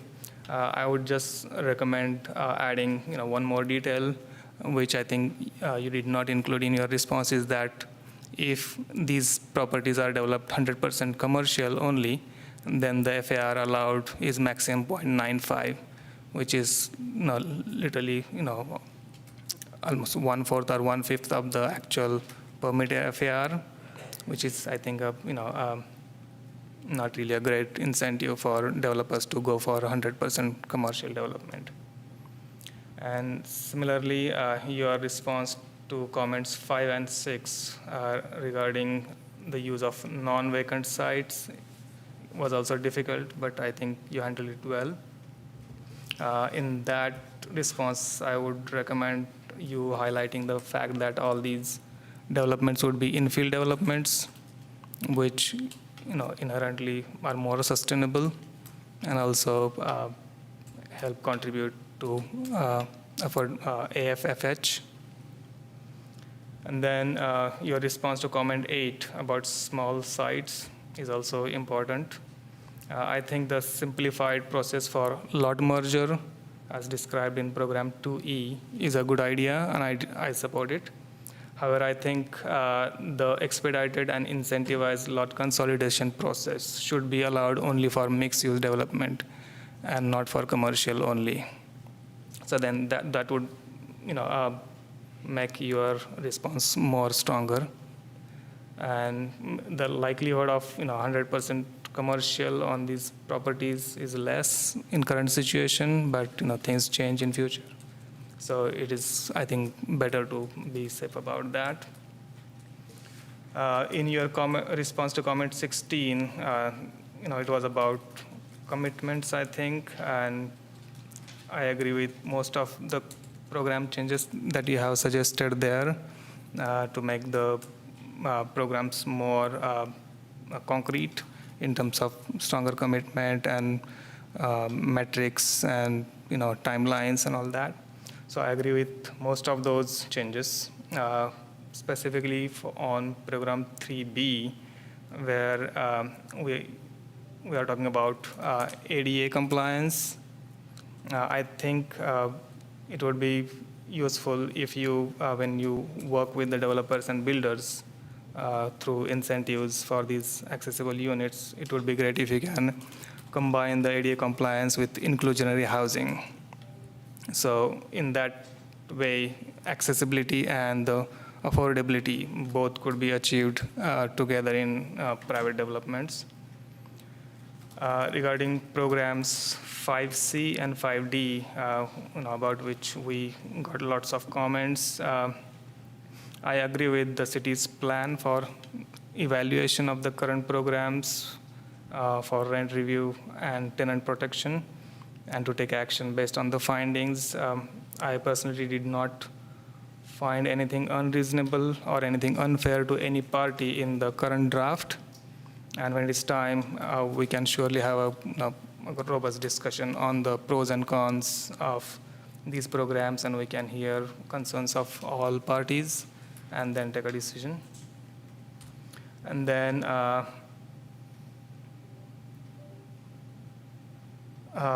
regarding your response to comment 22, I thought your table 6-2 was really useful. That would be, I think, a very helpful tool for you to convince about our compliance with AFFH.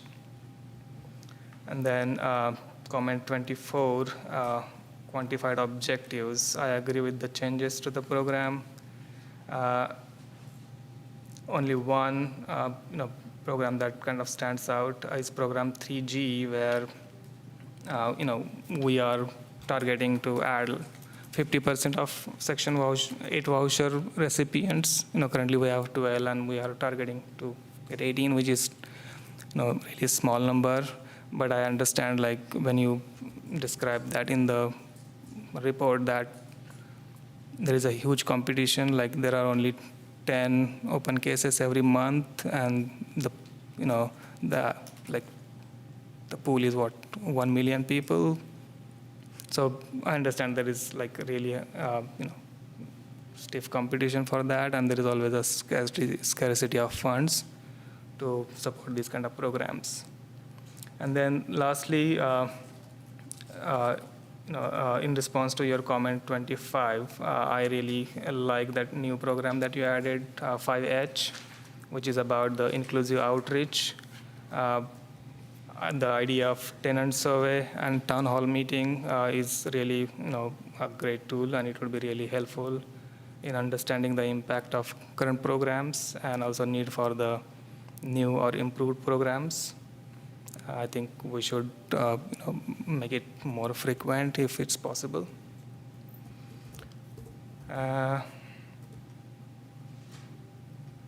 So those are the comments that I have. I'm really happy with the work the planning consultant and planning staff have done so far. Really hard work, and a lot of complicated process and discussions to go through. So yeah, I'm really happy to contribute to this process, and I wish you good luck for the approval from the HCD. Okay, thank you. Other comments? Do you have comments, Commissioner Hudson? I made it through all the way, so Okay, fair enough. She's brand new to the commission, so it's a lot to digest. Commissioner Pilch? Yeah, hopefully I don't have too many comments, but I have a number. I agree with one of Commissioner Moment's last comments that the new programs concerning outreach are really important and good, and that I welcome them. I think more gathering, especially gathering more of the renters in forums, able to talk about their concerns would be very important. One question, kind of an overall question based on something I think a member of the public said. We have had a number of cities like Berkeley and Oakland now, whom you think would have done a fairly decent job on their housing elements, get rejected. Is there anything you think we have to learn from those rejections, and or other rejections you might know of? The most compelling thing about the rejections in Berkeley and Oakland is it was related to their site inventory primarily, and the state felt that they had not made the case that the sites that they listed were available for housing. And also, to some extent, that the sites didn't affirmatively further fair housing because they were concentrated in the lower resource neighborhoods and not enough in the highest resource neighborhoods. So they were looking for more sites in the hills in both cities and sites that were easier to develop. So that's, I think, the work that each of those cities has to do. I mean, we've been cognizant of that throughout this process. We're very constrained in that way. We've given it our best shot. We've included that whole appendix showing all of the other projects along the San Pablo corridor that those cities didn't go that extra step and include something like that. We don't know whether the state's going to hold us up for that or not. Our challenge is there aren't that many other options. We have included programs to create more capacity in single-family neighborhoods, but those aren't sites. Those are incremental increases in density over time where they're looking for properties. So, without going on the other side of the freeway, we really are constrained. So you feel that our sites inventory has probably been done to better? It's very solid, I would say. Yeah, it's very solid. We've also provided a fairly big buffer of sites beyond what we needed to meet the RHNA, and we've been conservative in our density estimates. Okay. Yeah, thank you. I did hear from a housing advocate that they looked upon our sites inventory favorably when they saw our housing elements, so that's great. And I should back up, and I do also want to thank the consultant and staff for all the work. This is a monumental thing that the state is requiring us to do, an important thing, a necessary thing, but also I appreciate the scope of it and the changes involved, especially I think since Albany is at least a bit behind in our housing production compared to our neighbors. Let's see. Regarding affirmatively furthering fair housing, I know we have language in the element about, for lack of a better term, attacking R1 zoning and making changes there and allowing duplexes at least. But one of the things that I wondered when I saw that the state was calling us out on AFH was whether or not we needed to have stronger language in there about triplexes and fourplexes, whether we were really actually going to pursue whether those were feasible. And I know that we've talked about it previously that our small lot sizes might be a barrier to this sort of building, but what about lot consolidation? We're trying to make lot consolidation, at least in the commercial properties, easier. What if housing developers wanted to do lot consolidation? That might make fourplexes and such more feasible. And I also don't think that, I think it, And correct me if I'm wrong, I think an argument was made previously that because of our small lot sizes and because of the value of the land, value of the houses, it's not very likely that someone is going to redevelop a lot into a fourplex, given the other choices they might have with that lot.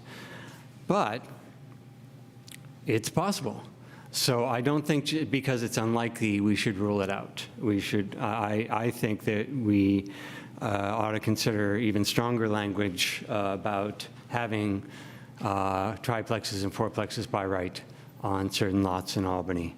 I don't know how we can shoehorn that in at this time, but I wonder if that might be something that the state is looking towards when they talk about they want to see more in terms of AFFH. So let me just ask then, do you think that would help our case if we had stronger languages about triplexes and fourplexes, or stronger languages in general about it attacking, for lack of a better word, the R1 zoning?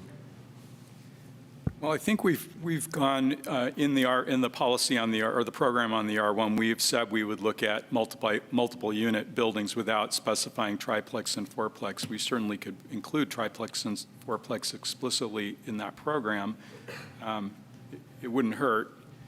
It's implied in what we've already got in there, I think. Okay, yeah, so when I did a quick, I didn't reread it all. I read the change parts, but when I did a quick search, I only found duplexes and no references to triplexes and fourplexes. Maybe it would be good to just, if we mention multi-unit buildings, it might just be good to mention, for example, triplexes and fourplexes, so that the state doesn't think we're trying to fly under the radar, for lack of a better term. So that's a suggestion. I do want to talk a little bit about the housing providers term. According to a member of the public, we removed the term landlord and added and changed it to housing providers. But and that may have been the case, but it's certainly not the case in all of the document, because if you search for landlord, you can see landlord in the document. So can you talk a little bit about where the changes were made, if changes were made in the language? Primarily in the programs where there was a lot of public discussion, which was 5C, 5D, and 5E. I believe that the term landlord was removed from all of those programs because that was where there was a lot of feedback that was not the right term. There were other cases where we were referring to, for example, landlord-tenant relations in a sentence, and I think that it's an industry term that's commonly used, and we didn't necessarily feel that housing provider/tenant relations would be as easily understood to a layperson picking the document up. Right, and I think that is kind of the danger of making that change in the language, is that it's not a term of record, housing provider, although it might be a good term, and I like it. And I am a landlord myself, not in Albany, elsewhere, but housing provider has a great ring to it, and landlord is a strange, gender-specific, archaic term. I think that it was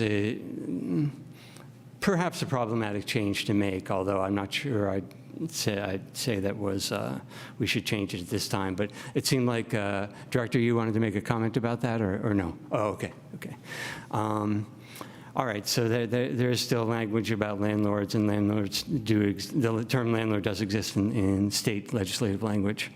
I agree with Commissioner Waddy that we ought to, in terms of furthering fair housing, we definitely should be expansive. We should definitely be thinking about Solano Avenue, and I want to consider the R1 zone, which we can do later on as we start to do the implementation. We don't have to I've already talked about how I'd like to see stronger language in there, but in the implementation phase, we can attack that more.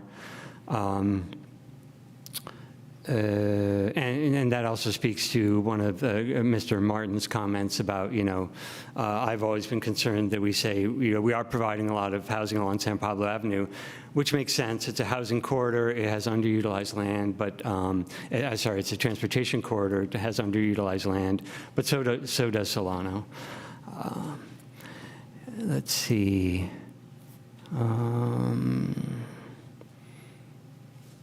Okay, so then I have some very specific comments, and I'm going to reference some page numbers, the numbers that appear at the bottom of the pages in the redlined version of the document, so hopefully you can follow along.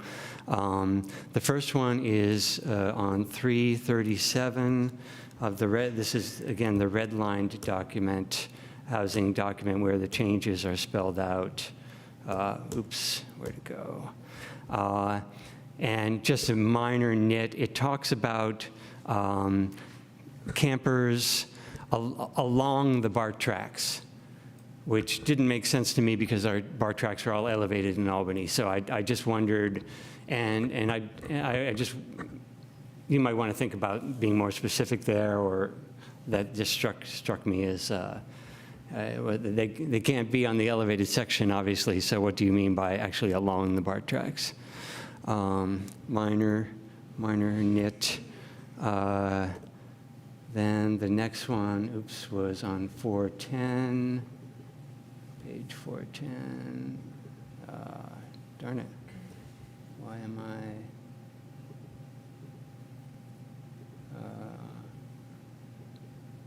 So give me a moment. My find in Acrobat is not working correctly. Come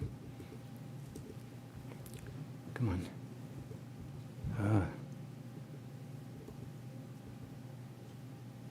Oh, wow. Okay, that's going to be a problem. Okay, well, let me try to remember what I was commenting on. The map page? Yes, thank you. That's the map page, and it was calling out underutilized R3 parcels, and I could not see where those were in the map, where those were colored. And maybe it's just that the quality of the map that made it into the PDF is not sufficient. But where are the underutilized R3 parcels called out? So they are on the map. They're small, they're individual parcels, and then they're also in Appendix B with full-page profiles. So, oh, okay. Yeah, Jeff's got the map on the screen now. Oh, okay. 13 and 14. Okay. They're all at the very top. Okay, my bad for missing those. Got it. Okay.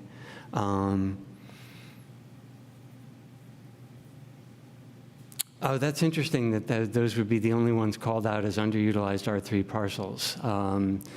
Can you remind me what the criteria was for underutilized? Yes, it related to the value of the improvements versus the value of the land, the assessed value of the land, and it also related to the size of the structure on the site relative to what was permitted under zoning. Those are both 1,000 square foot small homes, rental homes, on lots that allow 63 units per acre. The other thing I think is that there just isn't that much R3 land in Albany, so it's a pretty limited area. Yeah, and I think in previous meetings, Commissioner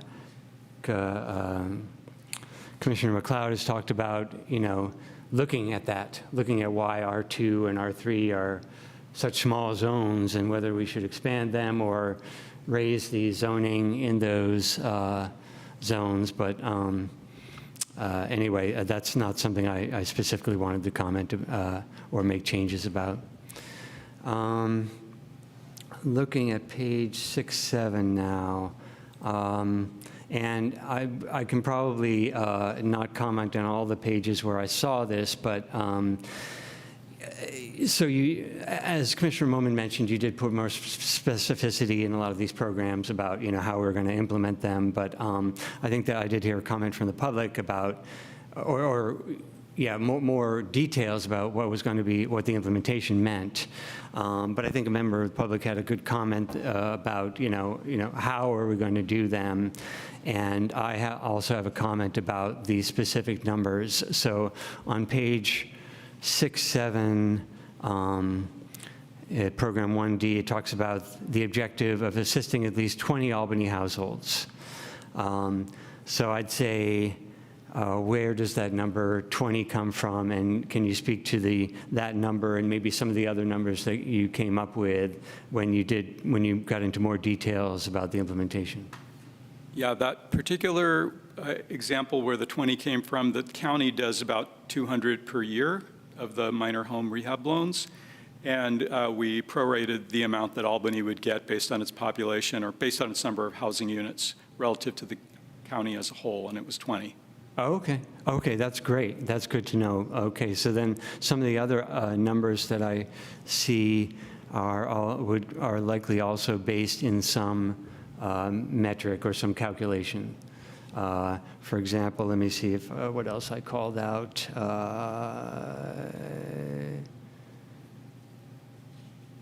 Well, this is not like this is on page 6-9, it talks about conduct a survey of ADUs at least 3 times during the planning period, every 2 to 3 years. It seems like that's more of a best guess as to best practice. That one was specifically requested by HCD in their findings letter. They said, do a survey 3 times. Oh, okay. All right. That's where that one came from. Got it. Very good. And then 625, facilitate at least 24 units of newly constructed or retrofitted housing units that are fully ADA accessible. Is that also calculated? So I think the federal requirement is for projects receiving federal funding, 5% of the units have to be fully ADA accessible. So we just applied the 5% to our low and very low RENA and came up with that number. Okay. All right, great. Well, then let me not, I trust that these other numbers that I've highlighted are also come from a place of calculation or reference to another standard, so I won't go through them all. But one concern I did have is for the director. The commitments that we put in here are great, but right now the Community Development Department is you. So are they realistic? Are we, are we doing the public a disfavor by committing to things that we can't realistically commit to? Well, I do have colleagues that are doing other things in the Community Development Department. The planning division is me for the moment. We are beginning the recruitment process, so we'll have more help. I would envision 2 things. I think you're absolutely right that in terms of our internal capacity will be challenged. We will continue to have working relationships with consultants of different capabilities and skill sets. We've done that you've met many of them over the years. So we leverage our own staff with subject matter experts and particularly use that for let's say we need to do a study on TOPA. We wouldn't try to do that. We try to find somebody who's an expert in that, who's really had their hands in it someplace else. So we'd build some capacity that way. But we probably will need some staff growth over time.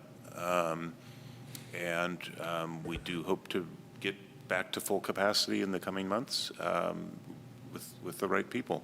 So it's a fair comment. And I would say that I might suggest that we consider prioritizing some of these things, given that we're very optimistic in our city, and we want to do everything. We want to do a lot, but I've also seen where we bite off more than we can chew, and so a prioritized list can usually be helpful in figuring out, okay, what if we can't do everything, what can we do? And then I think my final question and or comment, let me just make sure, it was on A55. I read the red line comment. It's comment 3, following it begins following HCD's review.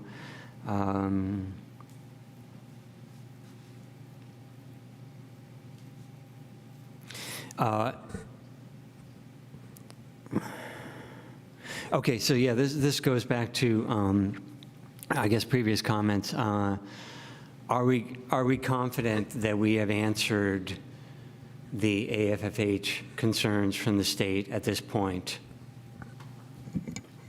I would say with respect to that particular edit, we are confident. It's a standard, I don't want to call it boilerplate, but if they have any comments at all on your fair housing analysis, they automatically include a sentence that says, when you've added the data we've requested, take another look at your conclusions and make sure that they're still accurate. And that's essentially what we're saying here is we added that data, they didn't change the conclusions of the analysis. Okay. All right, and then let me just thank you for that, and let me just see, I think that was it for my comments, and I think I am prepared to support this tonight. And Commissioner McLeod, I think you're last to comment. Okay, thank you. Well, let's see. It's a big scope, lots of little pieces, a lot to digest. Basically the idea is we want to create the conditions necessary to create more housing. And, it all comes into play in many ways. But I think in general, the zoning standards make the biggest impact. And that's kind of where my expertise is, and that's what I focus on. I'm not an expert in tenant law or all that sort of thing or all that. And those things are kind of marginal in terms of in terms of getting us to our housing totals that we want. So, where we can streamline, where we can relax certain standards or make them, higher allowable height limits, et cetera, I think that's really having the biggest impact. And I think we've done that on the San Pablo corridor, and I think we need to look at those standards, like we said, along Solano Avenue. I fully support that. I go up and down Solano every day, practically, and there are 4-story buildings on Solano, and you don't even notice them, right? So we can easily go to 4 stories, even perhaps higher. It's a wide enough boulevard, can support a much higher height limit and allow us to get more housing and hopefully incorporate interesting shops and other amenities.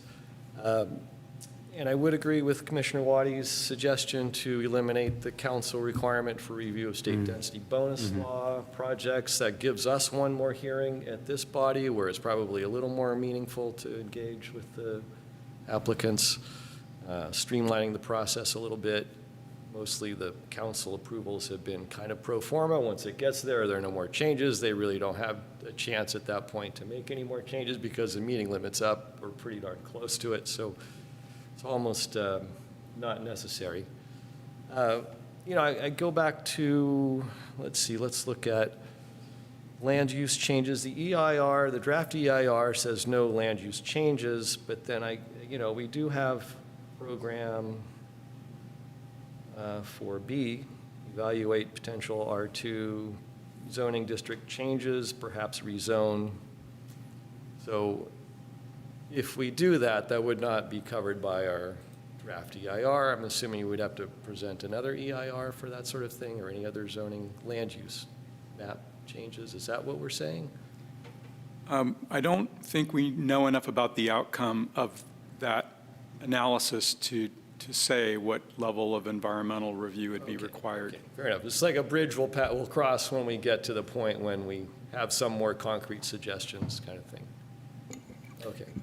That's right. And the one that I think is most notable that we've talked about over the years is the Albany Hill property and putting a ballot measure on there. The challenge we're learning about that property is the mix of issues of the wildfire safety, the endangered species habitat, and and housing development. I think we can come up with zoning standards that are, I know we can come up with zoning standards better than what we have on the books today, because what we have on the books today is not good for either wildfire safety or the habitat. But exactly what that is would be pretty speculative, and we don't know enough to say for sure it would be okay. We would be speculating about exactly what those zoning standards are. So we're doing enough review to get this document approved, but we've got to do some more work on these individual sites in the future. Fair enough. So something we'll take up as potentially part of our work plan and look at going forward. In that particular example, I would expect that as a significant issue in the next 18 months. So just to clarify on that, so in effect, the EIR is a programmatic EIR, and it's just not a project level. Is that sort of the big distinction here? Exactly. Okay. Yeah, I did notice also that there's a few discrepancies, that the new state laws have preempted a few of the things in there, especially with parking requirements for most projects. So I think that's another part of the process, so we just need to align our code with current state law, which will, like Mr. Miller said, it would actually be better standards for encouraging housing and not more restrictive. So yeah, all works together. Regarding TOPA, there's been a lot of conversation, a lot of comment. You know, I have a lot of questions about it. I'm not convinced it's the best thing to do. I've noticed, again, it's true when the speaker did say the Berkeley TOPA process is on hold at the moment. They're not moving forward with it. I don't know what they are going to do there. But I did read their proposals, and they do exempt ADUs. They exempt transfers to family members. They exempt transfers by inheritance. And they, in DC, they do exempt single-family homes. So that covers quite a lot of the situations in Albany. So then it really just applies to multifamily mostly. And then what those ramifications are, I'm not sure. And if it's a rental unit that is, I mean, there are ways that a community could buy the unit, the multifamily unit, or if an individual unit is sold. There's a lot I don't understand about this program, and it would remain to be fleshed out as we learn more about it and have a community dialogue. So definitely there's a lot to learn about it going forward. I mean, I would not like to see it become an obstacle to creating housing, which is what most of the speakers were saying, and that could be a possibility. So I think we need to look at that very carefully. And then the mechanisms for how that is paid for, TOPA, just the funding mechanisms, how it's administered. I read something that in Berkeley it would cost $15 million to administer that kind of program, which is an enormous amount of money for a small city like Albany to have to take on. So we have to look at that very carefully, but at the same time, I'm a little nervous that if you're saying that if we put these things in here and we don't adopt them, then the state may come back and penalize us or sanction us in some way. So any thoughts on that? No, go ahead, Nick. Yeah, I would again say we tried to be judicious in our choice of words in the programs that we feel really need to be fleshed out further before we can say absolutely they will be implemented. We did eliminate many of the considers and study and evaluate, but not all of them, because we really can't commit to things that we don't know if we can do or that we ultimately want to do when the community weighs in. Okay, fair enough. So all these things are topics of discussion going forward. And as you noted, the draft that was sent to council, a lot of these, number five programs were not included, and council directed that they be put back in some way or form. So I don't think it's upon our body to take them out. I think if they are going to be taken out, it should be done by council. And I think a lot of those programs eventually need to have very clear direction from council and a clear mechanism for how they're to be moved forward and how the dialogue occurs and which body actually is the main lead body on that, whether it's the Social and Economic Justice Committee, as some have suggested, or whether it's our body. I think council really needs to take the lead on those items. Having said all this, I'm prepared to support this as is and send it to council. Is there any more comment? Yeah, just a couple items. Very briefly, since you mentioned TOPA again, I would say that some of the concerns that I heard tonight are compelling, but again, there isn't a TOPA. It remains to be seen what even that would be if we had one. So, yeah, lots of details to be worked out. And I want to not forget to mention that I appreciate all the language in there about protections for renters, and I'm glad again that we're seeing that we have a program in there to have more community outreach to renters. They are underrepresented in this dialogue for sure, and that is, and we know that because there's more renters than there would be landlords, and the landlords have come out in force. So if we had equal representation of renters, there would be a heck of a lot more than the landlords who have shown up. And that is not surprising because renters are usually folks who have less means or than the landlords do. So we do need to be proactive about making sure we reach them and get their input. And that's it. That's all more I wanted to say. I guess I just have one more thing, and it's regarding the zoning standards. I mean, maybe we should have a comprehensive review. I don't know how we envision that going forward, but, I could see relaxing FAR or even eliminating it in some areas. Some of the cities I work in, they do not have FAR for smaller residential projects. It's all based on setbacks. And how much you can squeeze in there is kind of your business, as long as it meets height and, meets other minimal standards for habitability. And then I would like to, I would also consider R3 that's contiguous to San Pablo commercial, like if we had lot consolidation, from San Pablo back to the next street, could we consider upzoning it all to San Pablo commercial sort of thing? We are upzoning few parcels in that R3 area, but why not consider more of that to make San Pablo projects more feasible? And then in terms of R1 is kind of not a very apt designation anymore. It's not a de facto R1. It's a de facto R2 with ADUs and now potentially double units. So I think we need to kind of look at the whole city comprehensively. So I would encourage us to look at that in our work plan. Yeah, Commissioner Hudson, please.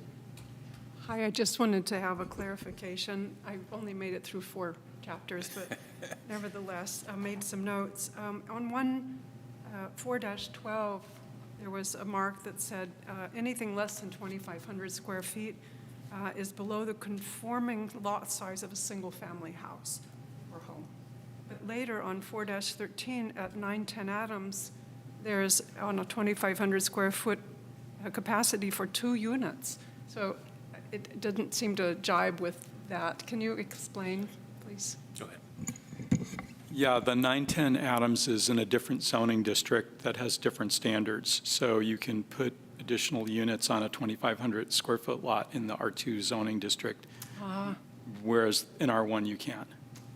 Thank you, that's helpful. And the other part was on 3-22, there was a quote, which I think is an overriding concern when we're verticalizing and building higher density on a smaller area, and that is overcrowding increases health and safety concerns. Not only that, but stresses the condition of the housing stock. I know it was a broader context that you might have written that, but I thought to bring that up as a general concern because we don't have people, you know, they've done studies of rats in small containers. We just don't want to go there in making housing available. Sorry. I did find some typos, and I talked to Jeff about it, and I don't know who's responsible, but there's some that would make it clearer. There's some missing words, and I can pass this off to somebody. That's you. It's only through chapter 4, but I'm an English major, so that's what I did. It's appreciated. Thank you. You're welcome. Maybe you don't, but. It is. You know, I had one last thing. I was looking at the single-family housing lots, and I think a couple of the lots on Hillside Avenue have been built on, or they're being built on. Forget the number, but one we approved a year or two ago, and I think they've started construction. I don't know if that would fall into the current, you know, there might be, and it's not a big impact if it's just a single-family house, but. Yeah, the certificate of occupancy would have to be issued for us to count it. Anything that's occupied after July 1st, 2022 is countable. Okay. Towards our next. Towards the cycle that we're preparing this document Okay. for. So Yeah, it's a little bit retroactive. right. Okay. Well, if everyone is done, I would be happy to make a motion. Thank you. And I was, Jeff, frantically taking notes at the beginning when you said that there were a few additions that we needed to note into the motion that we made. So hopefully I got them, but let me know if I get the language wrong. But with that, I will make a motion to approve item 7-1, resolution 2023-01, recommending adoption to the City Council of Albany's 2023 to 2031 housing element, adopting an addendum to the general plan's EIR, noting the housing element's compliance with CEQA, finding the housing element as drafted is in the public interest and on balance consistent with the city's adopted general plan. Further finding that the city's vacant site identification is not an impediment to meeting the city's RENA obligations. Wasn't sure on the language on that one, but if that sounds right, we'll keep going. And lastly, finding the housing element in substantial compliance with state law, HCD's subsequent comments, and conformity with the governmental checklist. Hit the items? Great. With that, that's my motion. And then maybe with the recommendation to strike the need for a council hearing on state density bonus hearings? Great. That's my motion. I'll second that. Well, let's vote. Commissioner Waddy? Aye. Commissioner Moman? Yes. Commissioner Pilch? Yes. Commissioner Hudson? Oh, enough yet. You can Care to abstain. abstain? I better abstain. Okay, fair enough. And I will vote yes. So the Okay. motion passes 4-0 with one abstention. And with that, we move on to new business. Item 8. Staff, is there any new business? We have no new business for you this evening. And our next meeting is February 22nd, 2023 at 7 p.m. And with that, I will declare the meeting adjourned. Thank you very much. Thank you, everyone. Yeah. The city council will be taking this up on, unless something changes suddenly, on the day before, on Tuesday, February 21st. And no builder's remedy projects have been filed yet in Albany? Not yet. Really, it's like the sick, twisted side of the planner me. I want to see a builder's remedy project somewhere. Okay.